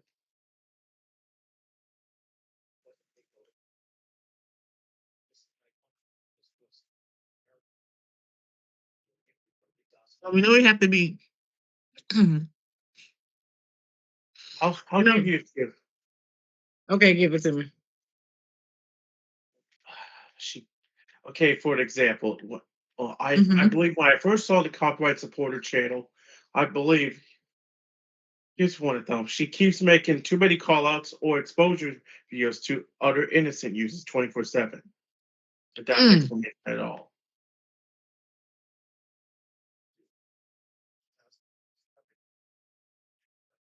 Well, she keeps protesting users every time to use use clips, logos, and everything else.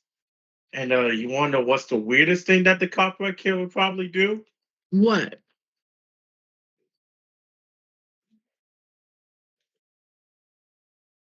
What do you think? Let's see. But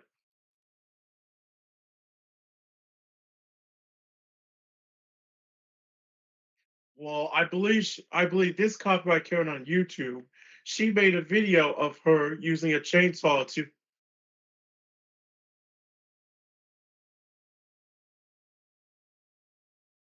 Kim.com with a chainsaw and hang him dead on the cross. I'm What? like, yeah, I believe I've been watching this rant video on YouTube. It's uploaded by John the Monster High fan. I believe this got me. And you wondering why I can tell this copyright Karen was not supposed to be trusted on YouTube? Why? That's why I got pretty annoyed and I was like, "Yep, time to get rid of her." That copyright Karen was just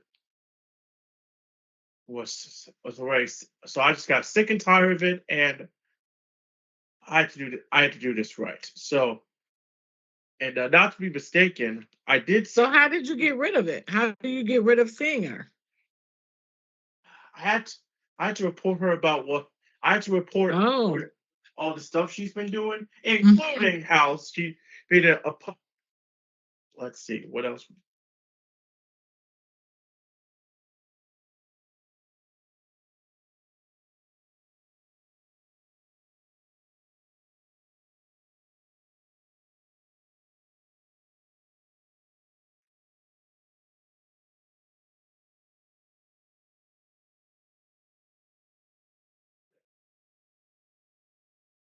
I'm not a fan of a copyright Karen. Who said, is that what she calls herself or is that what other people call her?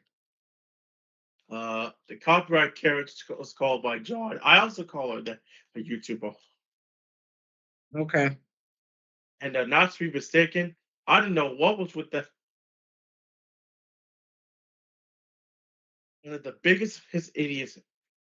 One of the biggest things that I got completely upset with is, I believe the copyright supporter told Tokyo Fox Studios, and not to be trying to be inappropriate here. Sorry about that. So Mm-hmm. I had to keep this brief. So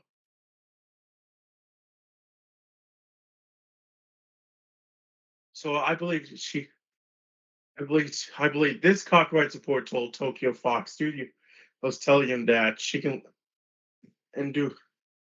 I believe she told him whatever she told him to do, but when she found out that Tokyo Fox Studios is a man, Right. she probably wrote something that she's not supposed to say. Wow. So just something nasty and disrespectful and rude. Yeah, that's probably something I'm like.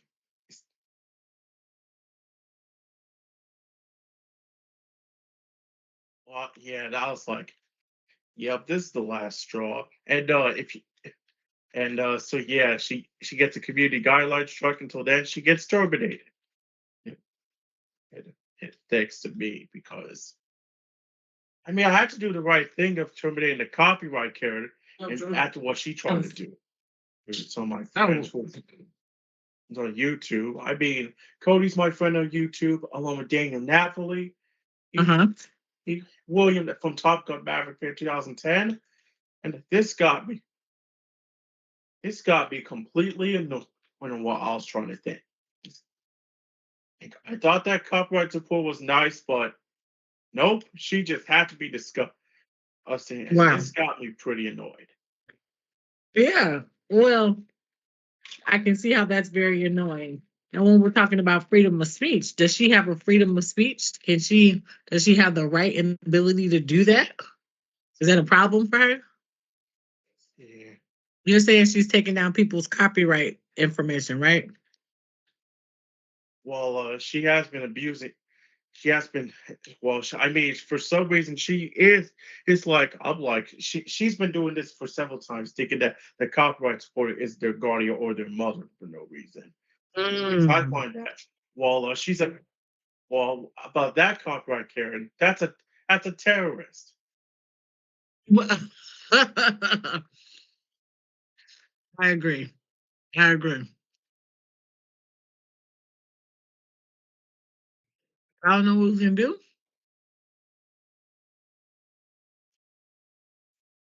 I don't know what we can do about the copyright, Karen, but I'll talk to you about some of the First Amendment protections and how will they come into play.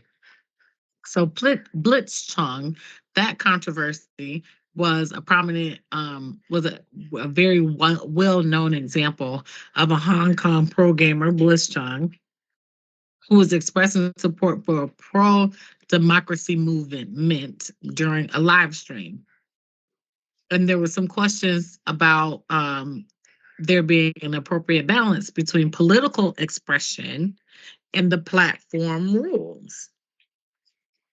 So what ended up happening was Blizzard Entertainment suspended Blitzchung, stripped his winnings, received he we talk a lot about sponsorships and how we need to make sure our behavior align with the identity of ourselves and also sponsorships, because when it doesn't, we run the risk of sponsors pulling back, canceling their contracts with us. And so you can lose a contractual obligation like Blitzchung did when Mitsubishi pulled out from his sponsor. And then people just stop liking you. So just kind of like you're talking about the Karen, people might not support her when they don't like what she's doing. Right? Really, I didn't know that. Mm-hmm. Well, I know. Even if she thinks there's free speech, and we know that they can free speech can also trigger some very real consequences, like, losing your fan base or sponsorships not liking you or restraining relationships with your kind of shareholders. So we want to be very careful about the things that we say, even though you might have the right to say them, doesn't mean that there will be no consequences for that, right?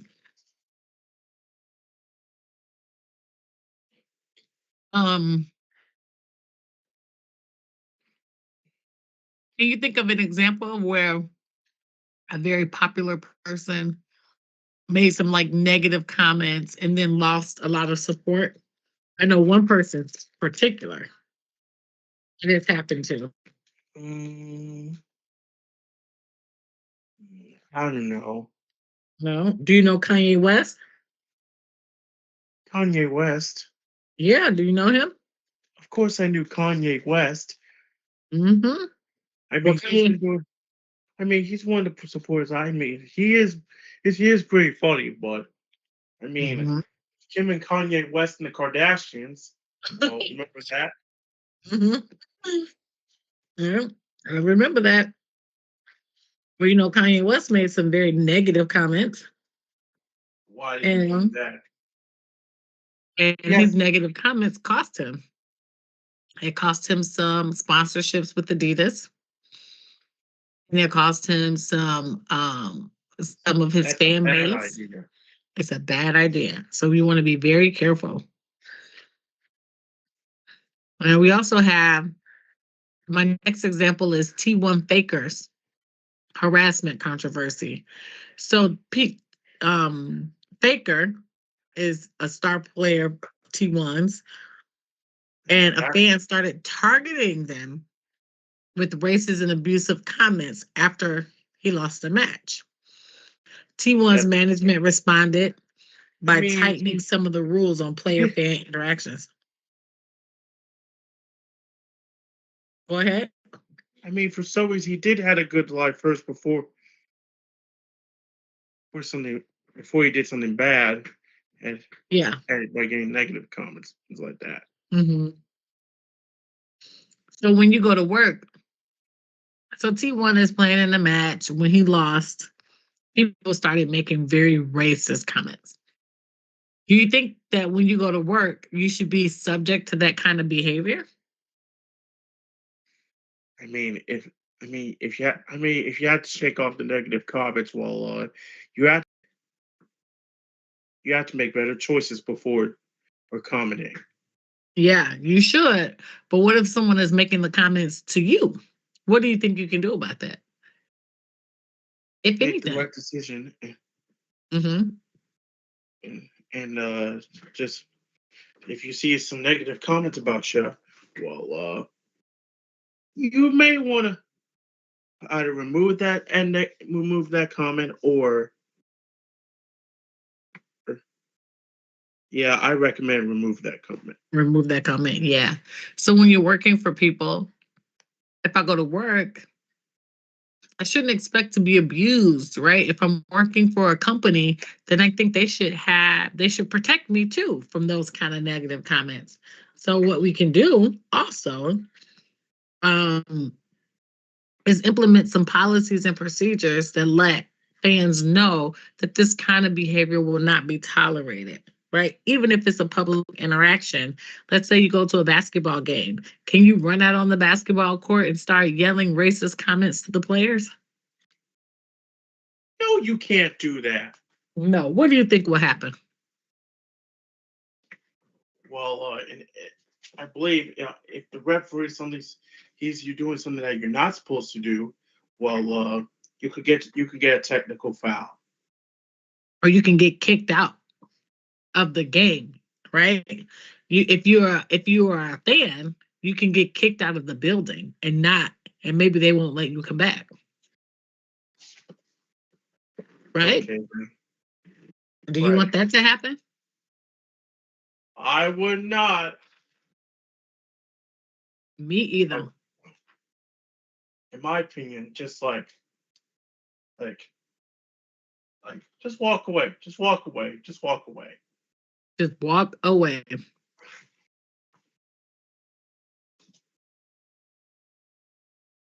And that is exactly what should happen. And but as a fan, so what happened in this particular case, the company wanted to protect their gamers, so they put some restrictions in place, and they want the public know that public interactions require management. You want to maintain professionalism and protect esports brands, and that's important. If you want me to continue to work with you, you have to protect me, right? I mean, that would have been one of them. Those Mm-hmm. possible options. So, careful what you do before doing it. Mm-hmm. But the same is true for some sponsorships. Even when you're off duty, even when you're not actively working for someone, like Ninja was working with Adidas, they wanted Ninja to be the same respectable person on and off camera when he was at work and when he was off duty, because that's their brand.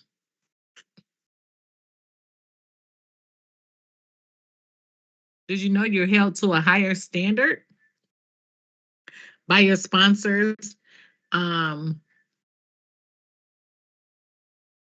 when you're in a public eye, every move that you make is kind of scrutinized. You have to be careful, right? Yes.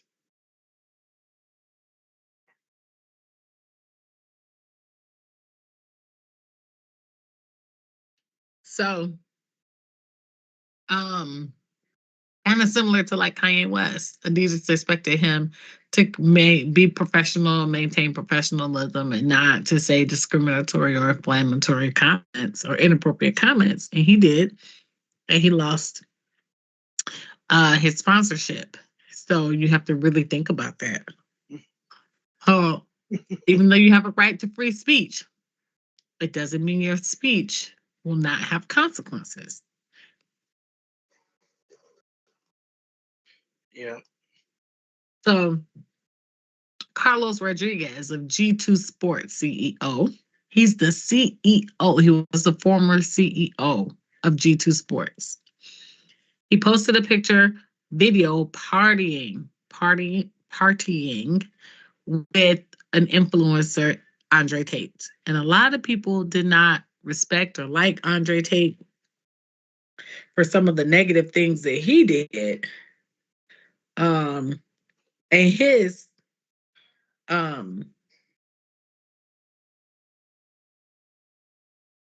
That's kind of true. That's kind of true. yeah, and his reputation, right? Yeah.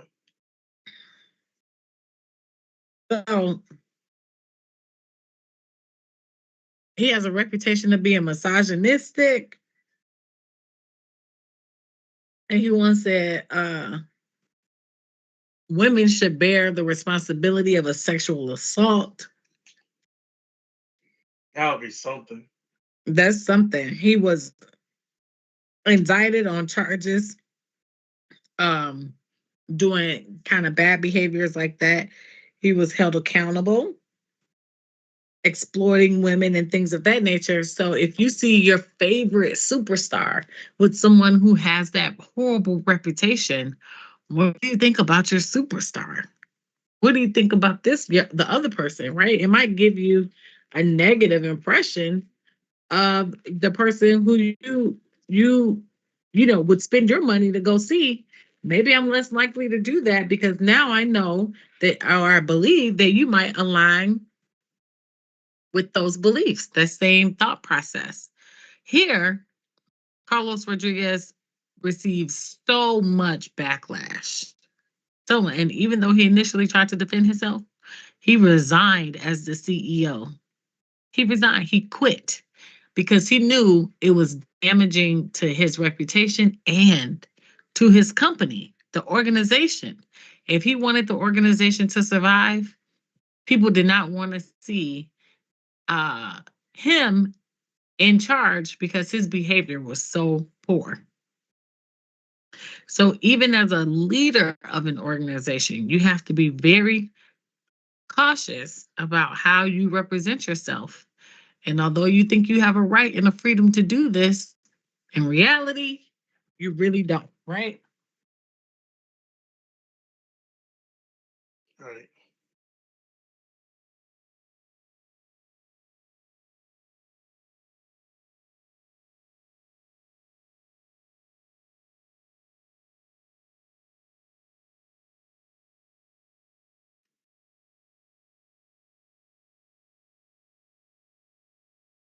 So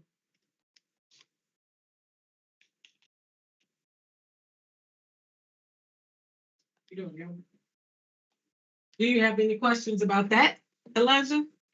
No questions. Okay. Let's see what else we have. So, professional responsibilities in esports, which we'll often see as it relates to our First Amendment, is some contract clauses that make it clear that your affiliations and your statements, your public statements, can have a negative impact on this relationship.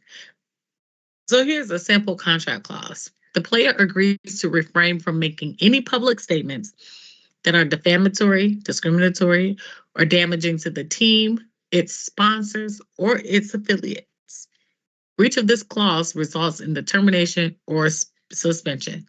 So, what they're trying to say is if you made a statement that had a negative impact on the team, anybody who sponsors the team, the organization, or anyone who's affiliated with the team, that sounds like a whole lot of people, right?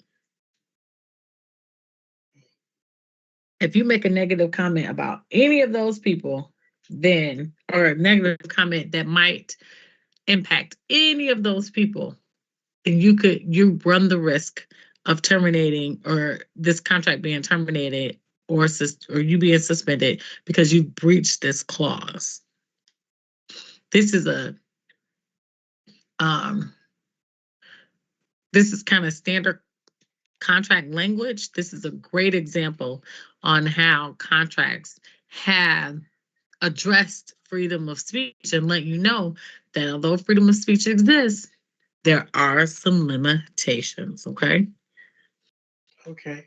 Here are some examples. So let's say a player wants to tweet their political opinions about an ongoing conflict. What do you think that player should do? If they wanted to go on Twitter and tweet something about, let's say, the president of the United States, do you think they should do that? I think they have to think about it first before doing it. So just make the right decision and you will be on your way. Absolutely. Think about it. Think about it.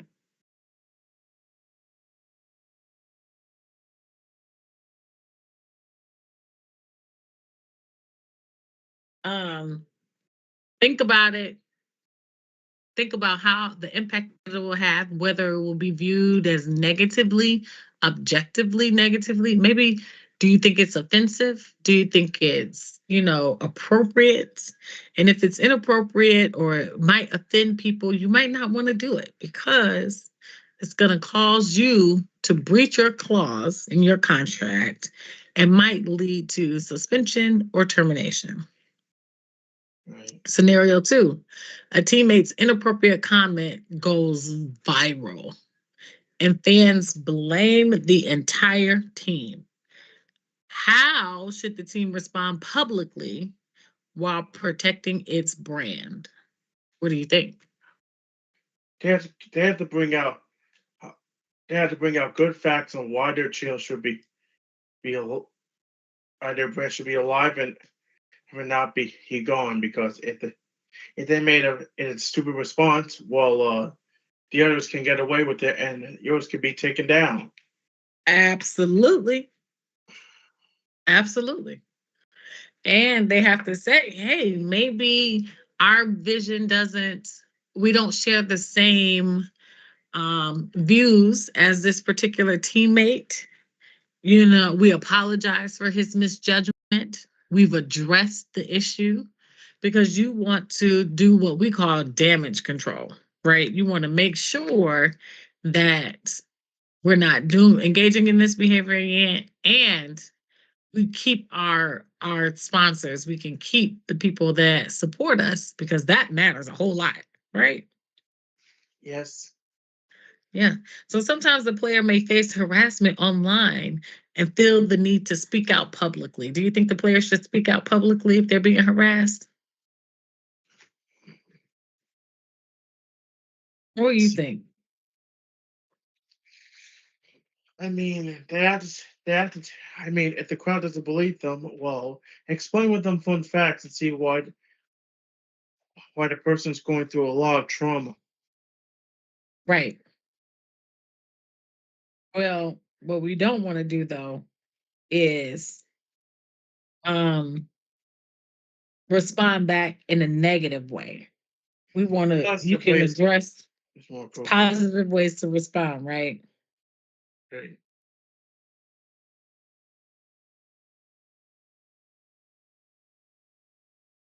Um,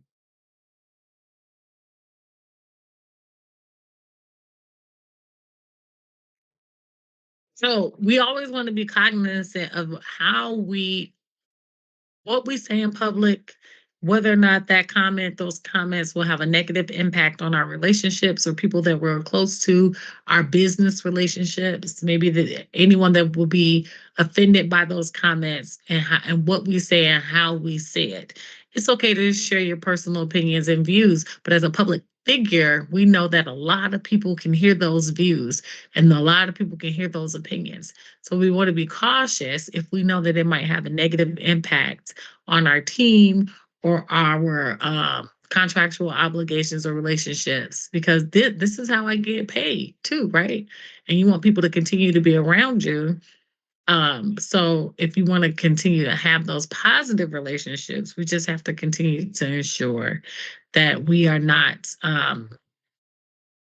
offending people. You know, our reputation matters.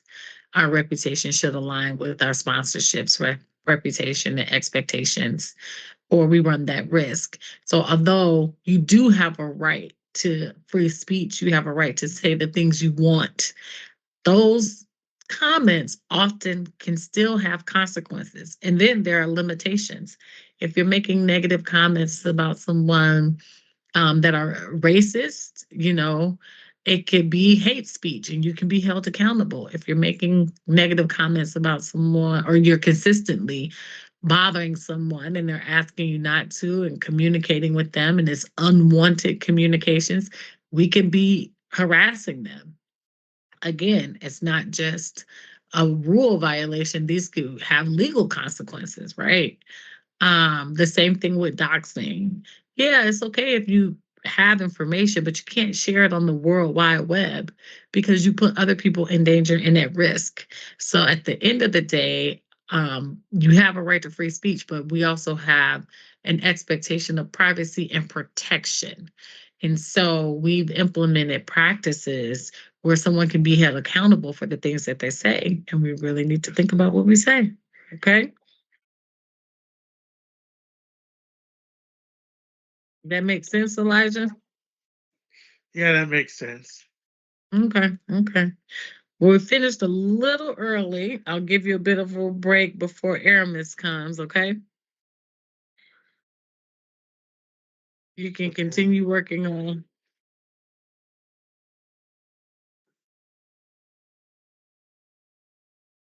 There you go. There you go. And made what kind of comments?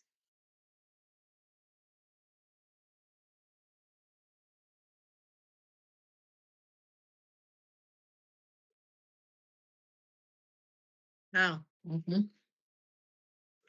yeah. A little bit like Andre Tate, right? We see his um yeah, Andre Tate was indicted for, you know, sex trafficking and things of that nature, and it has a negative impact on your finances, your working relationships. So we just always want to be cautious, right? Okay, well, if I don't have any more questions, I'm gonna give you guys back some time, and I'll see you next week, Elijah. Yeah, I understand. Okay. Thanks, Christian. I'm out.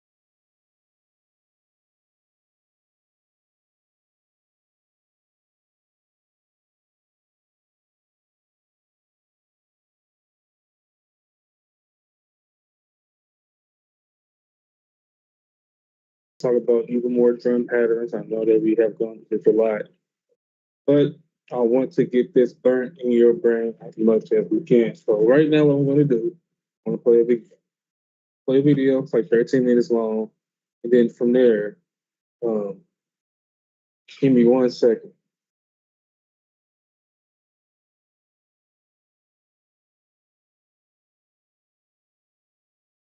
So right now, what I'm going to do is this. I'm going to play a little video. Okay, 13 minutes.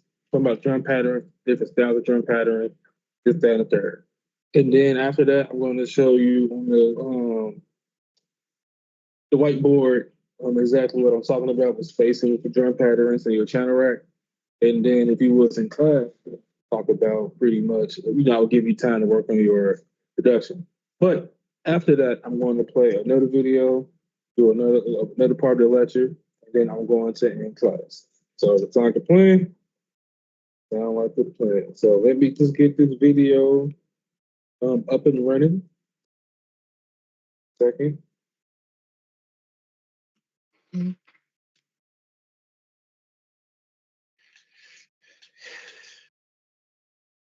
All right, let me go ahead and share the screen, and then I'll be right back when the video is over.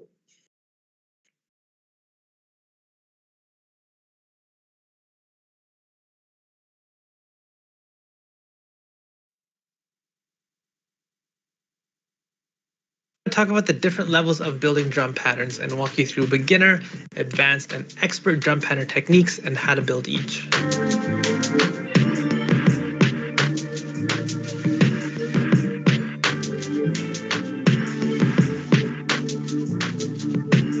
First off, I want to say that all the techniques I'm about to share should be used no matter what skill level you're at. I make beginner drum patterns all the time when making beats, and if you do too, it's not a bad thing. Always do what's best for your beat, even if it means building something that's a bit more simple. So let's start off with beginner drum patterns. Now, a good place to start that I always start at when I build my drum patterns is to place the kick on the 1, and then grab your snare or your clap or whatever you're using and place this on the 2 and the 4.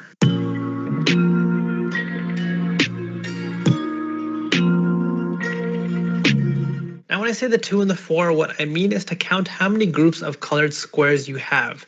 Here you can see we have 4 gray blocks in a row and then 4 red blocks in a row. So when I say to put the snare on the 2 and the 4, what I'm saying is to count by group. So here putting a snare on the beginning of the second group and the 4th group is what I mean. Most all hip hop beats share this note placement. These are the fundamental notes for beat making, so it makes sense to start here. Now already there's one thing that I want to point out. I am making a beat in single time here. You might see other producers say to place your snare on the 3 and the 7 instead of the 2 and the 4. When they say this, it's because they are working in double time. So if I were to speed this beat up by double, bringing this from 69.5 to 139, feel free to pause this video to double check this calculation yourself. Now if I were to keep my snare on the 2 and the 4,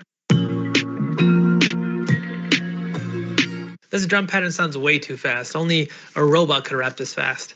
Some kind of rapping robot. Mental note, build a rapping robot and become a millionaire. Sorry. So if you're working in double time, instead of having your snare or your clap on the 2 and the 4, place them on the 3 and the 7 instead. And there we go. We have our fundamental structure down. By the way, if you could, hit the like button and subscribe if my videos help you out. It really does help my channel out, so it'd mean a lot to me. And if enough of you hit the like button, I will reveal my rapping robot to you. So now that you have your fundamental notes down, your kick and your snare framework is in place, you can move on to your hi-hats. What you can do is draw in all of these blocks to create a more dense hi-hat pattern.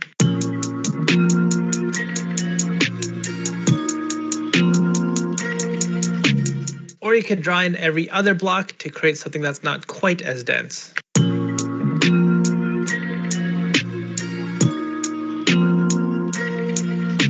Both of these hi-hat approaches are very common for drum patterns, and again, don't feel bad being this simple. These types of hi-hat patterns work for a lot of beats and are very effective. Now that we have our fundamental structure down, next let's add in the additional kicks and snares. When it comes to adding in more kicks, relatively speaking, you can get away with being a bit more free and placing down kicks in different places and still have your pattern sound okay.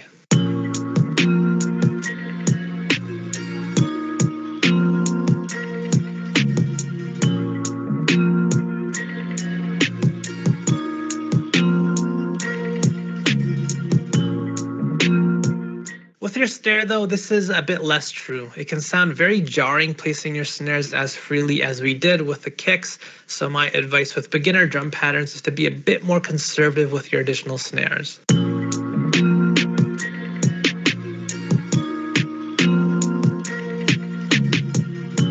That sounds like a bit of a mess, so with our snare pattern, we're going to stick closer to that fundamental structure that we built. Now with your hi-hat pattern, changing your framework by adding, removing, or moving notes around can be a great way to build in your own rhythm. With your kicks and your snares, I would advise keeping those fundamental notes in place and don't be a fancy boy with those. For those of you that remember my video on the biggest red flags for a lot of bad beats, that was one of the most common errors producers make. But with your hi-hats, you can be a bit more free to introduce your own unique rhythm into your drum pattern.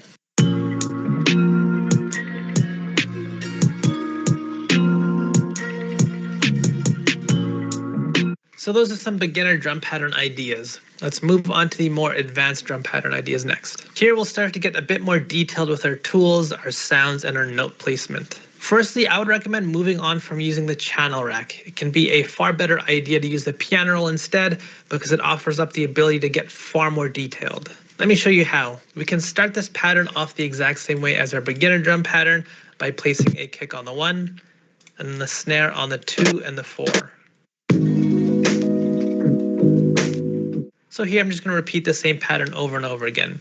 Now moving on to building the hi-hat pattern, this is where you can start using your tools in order to build out a more detailed drum pattern. For example, I can create one long note here for my hi-hat pattern and just use the chopper tool. This lets you quickly and easily chop longer notes into smaller notes. This is especially useful for trap drum patterns to create those hi-hat stutters.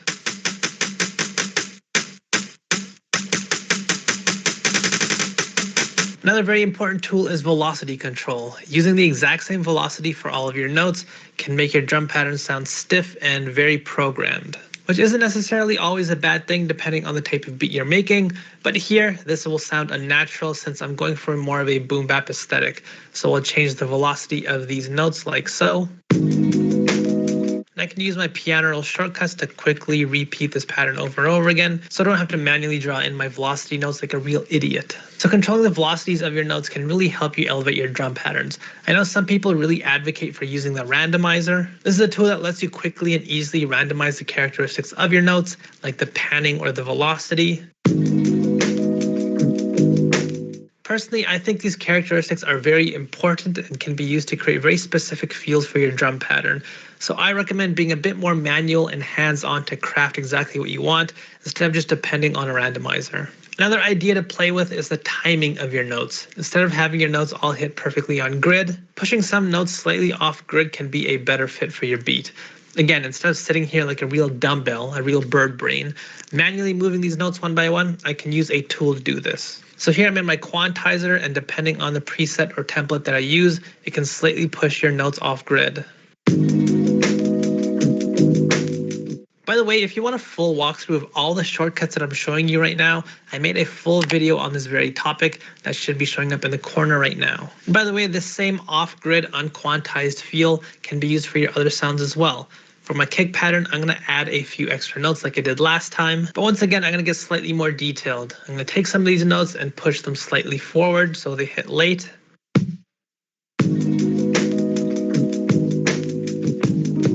And I can take other notes and push them slightly away from the grid so they hit early.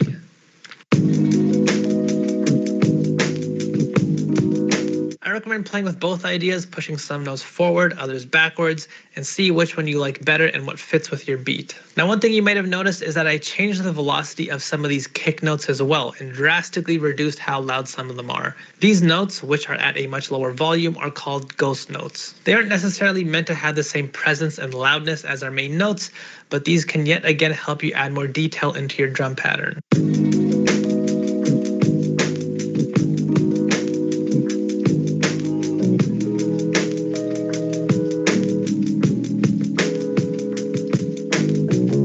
Another way to add detail into your drum pattern is by diversifying your sounds. So instead of just using one sound in order to create your ghost notes, for example, I can bring in yet another sound altogether, which is what I'll do for my snare. Our main snare here sounds a lot more powerful and present, whereas this new secondary snare sounds much more weaker. This can help me introduce more notes into my drum pattern that aren't as overpowering or intrusive. It's yet another layer of detail.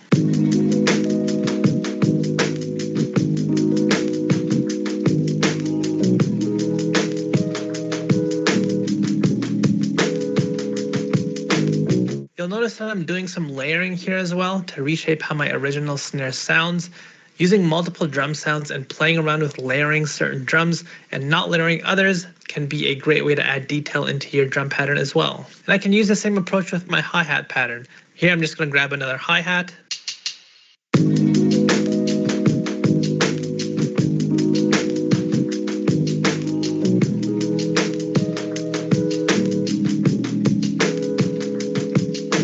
This helped me introduce a new rhythm into my drum pattern with this hi-hat layer. And one final advanced idea that you might have noticed that I've talked about before is to play with the overall density of your drum pattern. Instead of having a consistent level of notes throughout your drum pattern, create some variation. And that's exactly what I did with my kick pattern. So here for the 4th bar, I introduced a lot more kicks to pick up the energy level of the beat a lot more here. This is something that I covered in a video a while back on how to make better loops. So if that's a problem that you have, check that video out. It's in the corner. So those are some advanced ideas that you can use in your beats.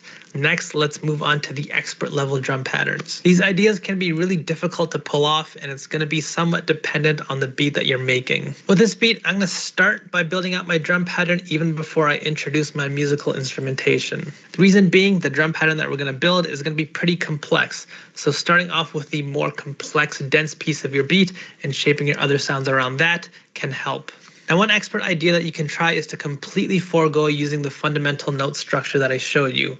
Again, this can be disastrous, so be careful with this approach. So with this beat, what I'm going to start by doing is placing the kick on the 1 as usual, but I'm also going to place a kick on the 2.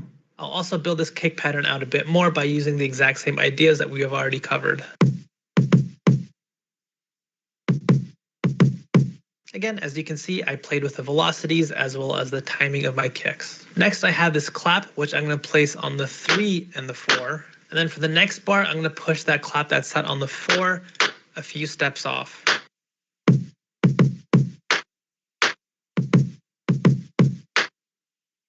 Now we're getting real wild here. Using this as our basic framework, it's already providing a very unique rhythm.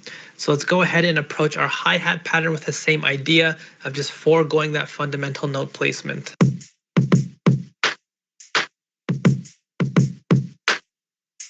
I'm going to do a similar technique as last time with my hi-hat layering, but I'm going to be a bit different this time. Here I'm going to leave the first half of each bar completely open and use these hi-hats in, again, a very rhythmically unique way.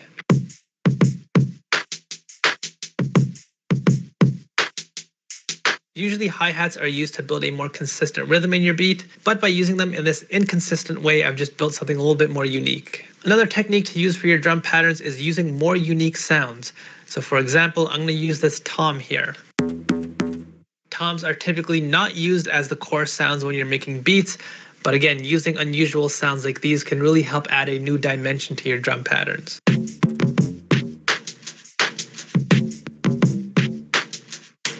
Overall, we have a very unique rhythm here with a lot of unique sounds, and overall, we just have a unique drum pattern. And now I can come in and start building out my musical layers around this pattern.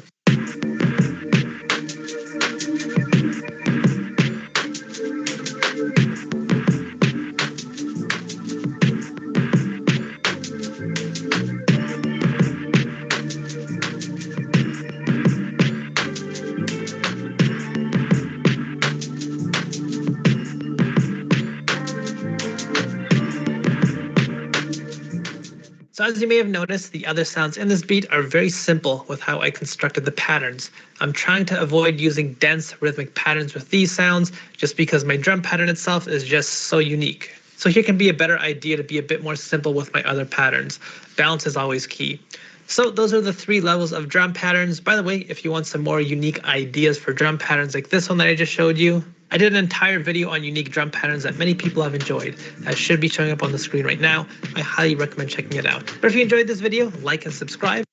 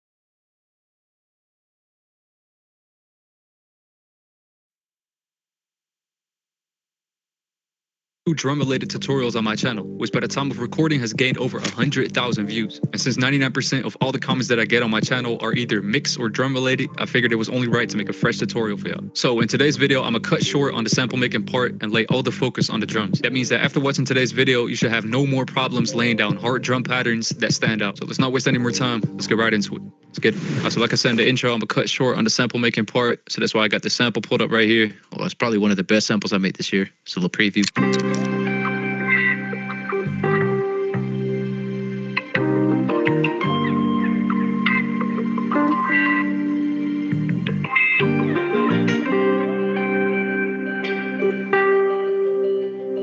That's crazy. I already sent it to a mixer track for some small effects on it. But most importantly, this EQ to cut out the lows. So I'm open up a high pass, cut around 180 to 200 hertz. I'm gonna automate this EQ so it cuts out the low end when I have an 808 playing, and it doesn't cut out the low end out of the sample when there is no 808 playing. If y'all watch my recent mixing class, y'all should know what I'm talking about. I should pop up in one of the corners if you haven't watched it. But I'm gonna make sure that the low end is being cut out just so that there's enough room for the 808 to really punch through in the mix. So when laying down the drums, I usually start out with a hi-hat and a snare pattern to really match the bounce of the melody, to really find that bounce, that balance in between the melody and the drums. And of course, you need some high quality drum sounds to even start laying down hard drums. So that's why I got my Asante and Rook Season drum kit pulled up right here. So if you're still lacking some high quality drum sounds, or after watching this video you really like these kits, make sure to go check it out. I'm having a link down, the first link down in the description. These kits are being used by industry producers, Billboard producers, me. I'm gonna start out by matching the hi-hat and the snare to the sample, because of course not any snare and any hi-hat will sound good with a certain sample. So that's why I want to make sure that the sample is playing when I'm browsing through the hi-hats.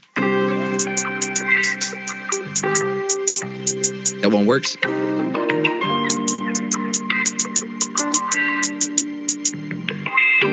Yeah, let's go for it. This one right here. I'm gonna do the same with the snares. That works.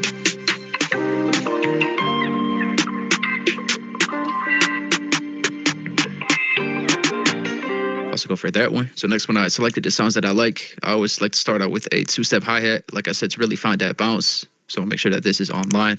I'm gonna shorten the notes like this and make it into a two-step, copy it over to fill up the 8 bars. And of course, I'm gonna edit, adjust, or add some things later on, but I just really want to keep it basic when starting out.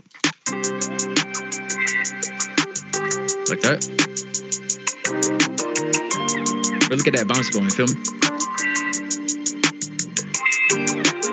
Only these two patterns laid down, there should already be some ideas in your head. Some kind of hi-hat rolls, 808 bounces you already hear in your head, feel me? So when you're at this point, you could really go two ways. You can either already select all the sounds you want to use, and after that, adjust them and add some hi-hat rolls, open hats, and all that stuff to it. Or you can go sound by sound. So that means adding rolls to the hi-hats at this point instead of later on. And that really depends on if you're sparked with an idea at this point. If you're not, I suggest you do it later on when you added 808s and all that stuff to it. So let's give it a shot. I suggest either using 1/3 step and 1/6 beat, or half a step and 1/4 beat. And that mostly depends on your BPM. So let's see how both sound. This is 1/3 step.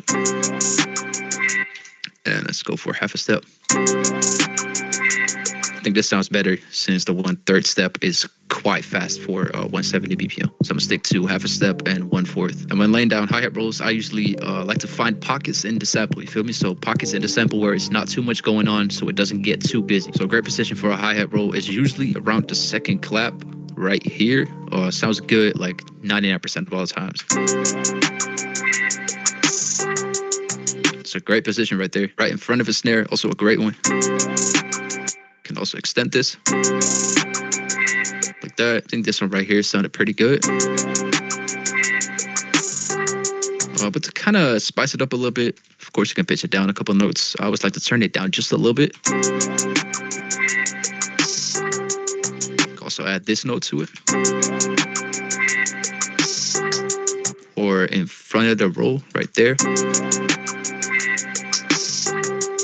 Countless possibilities. I'm thinking we take these last 3 out, so it's really a full note right here, and also put this one down to G. Ooh. Like that. Let's see if we can do something in this first bar right here.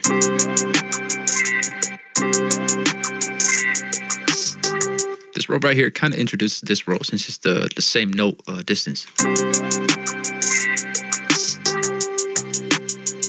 Right here is a pocket in the melody. It's really a matter of practice to really hear what those pockets are.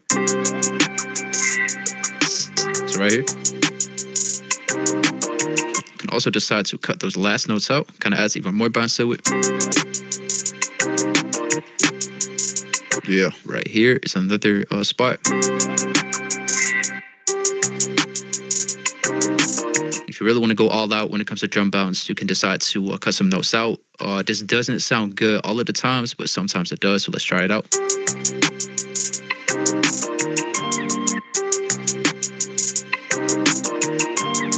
Let's pitch this down to kind of make it sound a little bit more unique, so it's not two of the same rolls right after each other.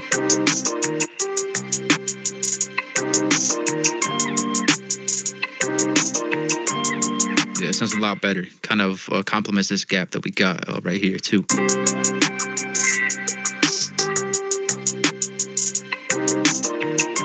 Sounds good. Let's copy it over. Usually I adjust some parts at the second 4 bars, even though not a lot of people notice it, but it just sounds a little bit different, so it's not too repetitive. At this point, you can decide to randomize the velocities a little bit. I usually do it just a little bit, so it's not too static. As for the snare pattern, I think I'm gonna just keep it like this. If your plan is to impress other producers when making beats, of course, you could go all out on the snare placement and all that stuff, but if you really want to send beats to an artist, I suggest you just keep your snare patterns like this. So at this point, once again, I suggest y'all add things that you hear in your head. So let's say you got an open hat idea in your mind. I suggest you lay that down as soon as possible. I usually find that open hats or counter snares go really well after adding the hi-hat and the snare. So I'm gonna just lay down an open hat pattern. When laying down open hat patterns, I don't really lay focus on the sample anymore. I usually really want to complement the hi-hat pattern that I laid down. Since on a real drum kit, the hi-hat and open hat is of course the same instrument, the same symbol. So let's experiment with some different patterns. You could go for the first note, works really well. Something like that, you can delay it. Adds even more bounce to it. You feel me? I don't really like predictable drum patterns. Since in my opinion, the beats that got a very good bounce to it are usually the beats with an unpredictable drum pattern. But of course you don't want it to be too unpredictable. So let's try some other patterns.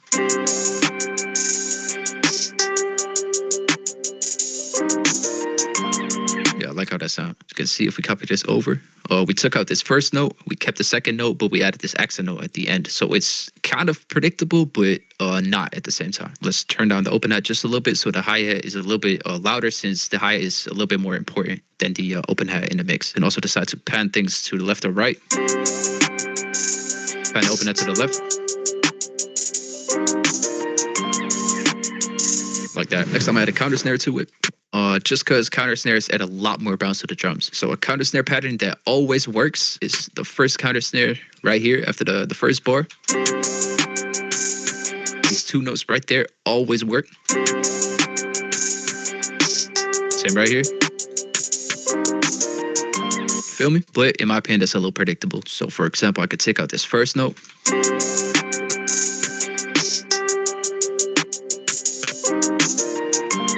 Makes this second one a little bit more unique. Keep it like this. Make sure to play around with panning on your drums too. Next, the part that everyone's looking for, the 808. Of course, you want to match the right 808 with the right beat, the right sample. So I'm gonna just browse through some of the 808s. Spins works every single time.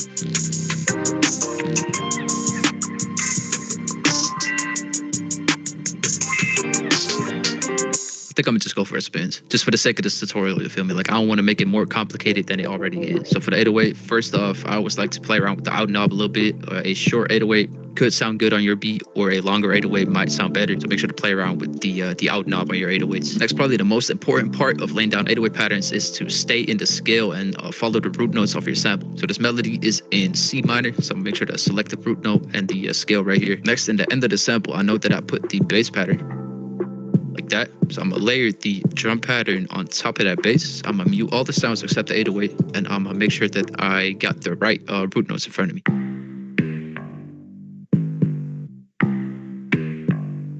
Like that. I want to make sure that I somewhat follow these root notes when laying down an 808 pattern. Because of course you don't want them to sound the exact same, have the exact same bounce to it. Like that wouldn't make sense. So make sure to kind of get creative with it. So now that I got the right root notes in front of me, makes it a lot easier. I'm gonna shorten it by doing Shift D. So let's enable these tracks again and experiment with some different 808 patterns. Me personally, I usually like to leave a little gap after the first 808 just to kind of give some space. You feel me? Like you don't want the 808 to be too overpowering.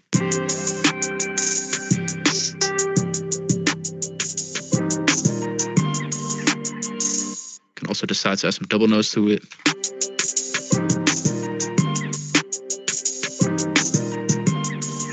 For the second 4 bars, of course, it's not the same root note, but you could decide to copy this over.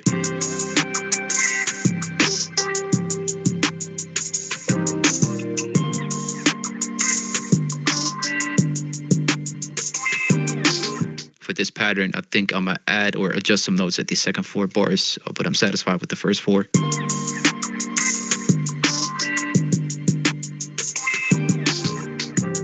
Yeah. You could also decide to pitch some 808s up an octave. That's hard too, but in my opinion, that's just a little bit too much. After that, I usually add some percussion to it if it's necessary, of course. For this beat, I don't think that's necessary, but for the sake of the tutorial, I'm gonna add some to it. Let's go into my rookie season drum kit. Let's use that one. And this one. And percussion patterns are really about what sounds good to you. Like it's really no rules to this at all. For this perk right here in particular, since I've used it so many times, I know it sounds good at the end of every second bar. So for example, right here, 2 after each other, I know that that sounds good. Or right here. Yeah, since we got a gap in the hi-hat right here, I figure it sounds better right here. Sounds good to me.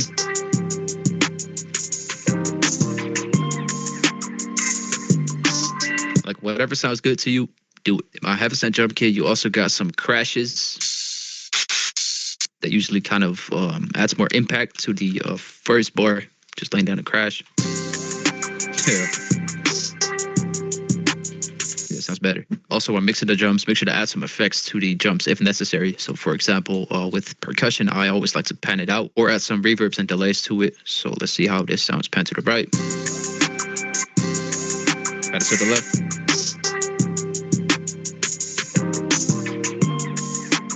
Like that. So if you follow the steps correctly, you should end up with a drum pattern that sounds like this.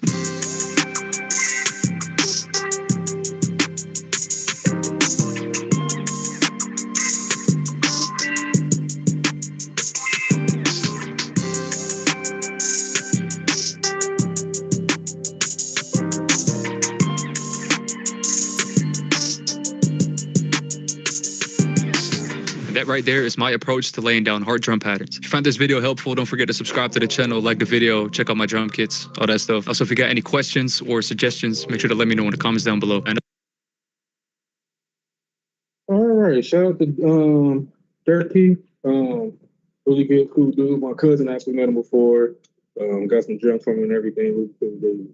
But yeah, so as you can see with drum patterns, once you get the experience, you can definitely go crazy complex with your drums, right? You do a lot of stacking like he was doing, using stacking kick drums on kick drums and 808 on it as well. So you can definitely do a lot once you understand your drum patterns. Aggressive. And it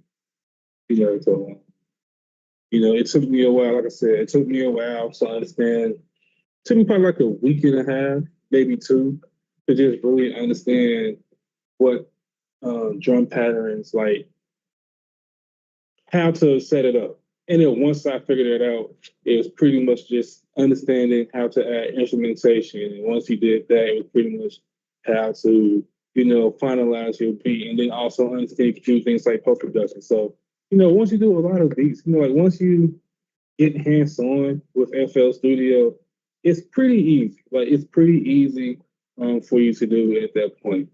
So, real quick, I guess we're going to kind of end because that's pretty much what I have for today. But real quick, what you learned today, we just talked more about drum patterns and what that entails and how you can, about spacing, about when you do your drum patterns, starting off, you need to understand spacing. You don't want your drums all coupled together because it's going to sound like EDM house music. You don't want that unless that's what you want. But specifically, I'm pretty sure you want a beat that's banging, so you want your drums to be spaced out. Like I've talked about on the whiteboard right here, you want it just spaced out. What I'm going to do before we end class, I'm going to play one more video, specifically Metro Boomin, talking about when you make your beat, you want to start off with your drums. I want to play that to end class, and then I will end class after the video is over. So sit tight, let me get everything started, and then we can get on out of here. Oh, then sounds good. So about the drum patterns, by the way, you have to figure out which ones you're supposed to use first. So you want to make a few beats, such as 5 for an example. You have to pick out which you have to time which beat which for your drum pattern to begin with, and then you have to press the start button, and your drum beat had to be like vertical. Does it have to be random on drum pattern beats, or do you have to like figure it out which drum pattern you're gonna choose the most, and why? Well, for me, when I learned, it was trial by error for me. So pretty much I was on the computer every day. I would get out of school, I'll come home, get on the computer, I would work at it every day. You know, it's like how, beat space, but with drum space, right? Because everybody that I met does the same thing with FL Studio. They put their drums together on a channel rack. But once you understand that that's part of it and that the other half is spacing, that's when you understand how drum patterns work. It's the spacing. Once you space your drums out, because you listen to a lot of music, like a lot of even rap and hip hop, right? Yes, you do have a lot of songs where the drums are kind of they sing cobbled together, but that's because the tempo is very, very fast. But if you turn that tempo down, the drums are very spaced apart. So it's not about like with the videos how they showed you. They were just showing you different styles of drums, right? Like, hey, you can go real simple with it. You get some experience, you can kind of go a bit crazier with it. And then once you get all the experience, you can go full time complex with your drums, right? You can, have 4 different kick drums stacked against each other. Some come out, some come in. They all play at the same time for a little while. You may have an 808 or a sub bass in the background, giving you even more of that low end feeling that you're looking for. So those are those videos about. But in this class, in the FL Studio, what I tell you all is starting your ones and your twos because you can make a really good beat with just your ones and twos. You can make a lot of songs that you'll be surprised to where their production is primarily with the kicks, primarily just on their ones and twos, and that's it. They may do some stacking, but it's literally just their ones and twos, and then the other instrumentation, sounds like your snare, your clapping, your hi-hats, whatever, they do a lot of the heavy lifting. So that was my whole thing about showing you that video, right? So you don't need to go crazy complex, just learn how to solidify your beat pattern first, and then build from there, right? So I don't have FL Studio on this laptop right now because my laptop is in the shop. I'm actually fixing it myself. It's in my shop, but I will open up FL Studio and show you. But pretty much what that entails is, just putting a kick on your ones, putting the kicks on your twos, filling your hi-hats up with every 2 steps, and then your snare or your clap, whatever you choose to use, on your 3 and your 7. That's a very simple drum pattern right there. And then from there, you can always build up. You can always add on, take away.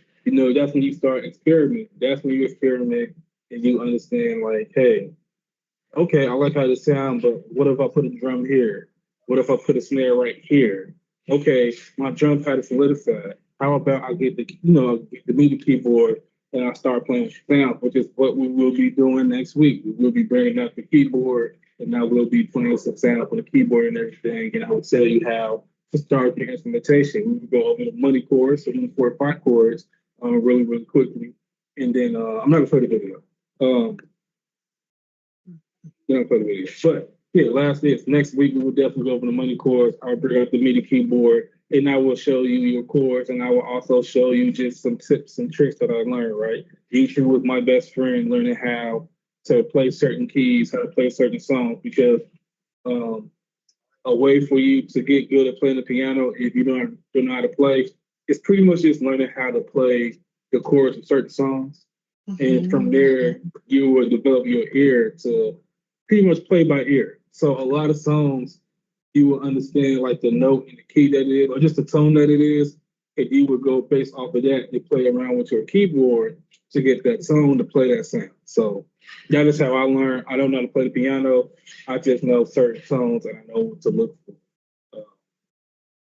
So that's what I will be teaching you all. If you do want to learn to play the keyboard or the piano, there's definitely a lot of tutorials on all over YouTube to teach you how to play the piano, how to hold your hands, how to do all of that. But in this class, I'm just telling you how to do beat production, how to make the beats, because you'll be surprised that a lot of these big producers do not know how to play the piano. I know Dr. Dre said it took him to his 40s to learn to play the piano. And he's making beats all his life. So yeah, a lot of people do not know how to play piano. They know how to play by ear. Pharrell's another one too. You know how to play by ear. He don't know his keys. Or I'm pretty sure he do now, but he plays by ear. So that's the thing that we're going to talk about next week. But it is 7:40. Just about 7:40. It's about that time. Like I said, I would have gave you time to work on your production, but you're not in class, so this is pretty much how we're going to go about it. But if you have any questions, comments, concerns, you can email me at aramis.singleton@clickservicesnfp.org. Or if you see me before and after class, you can pull me to the side and I will answer and help. I will answer the question and help you the best that I can. But Elijah, do you have any questions? Apparently, I don't have any questions, but thanks for asking. All right, Elijah. Well, you have a great rest of your night. I will see you Friday for the streaming class and next week for the music class.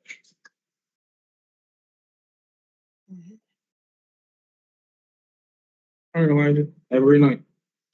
You too. All right, thank you.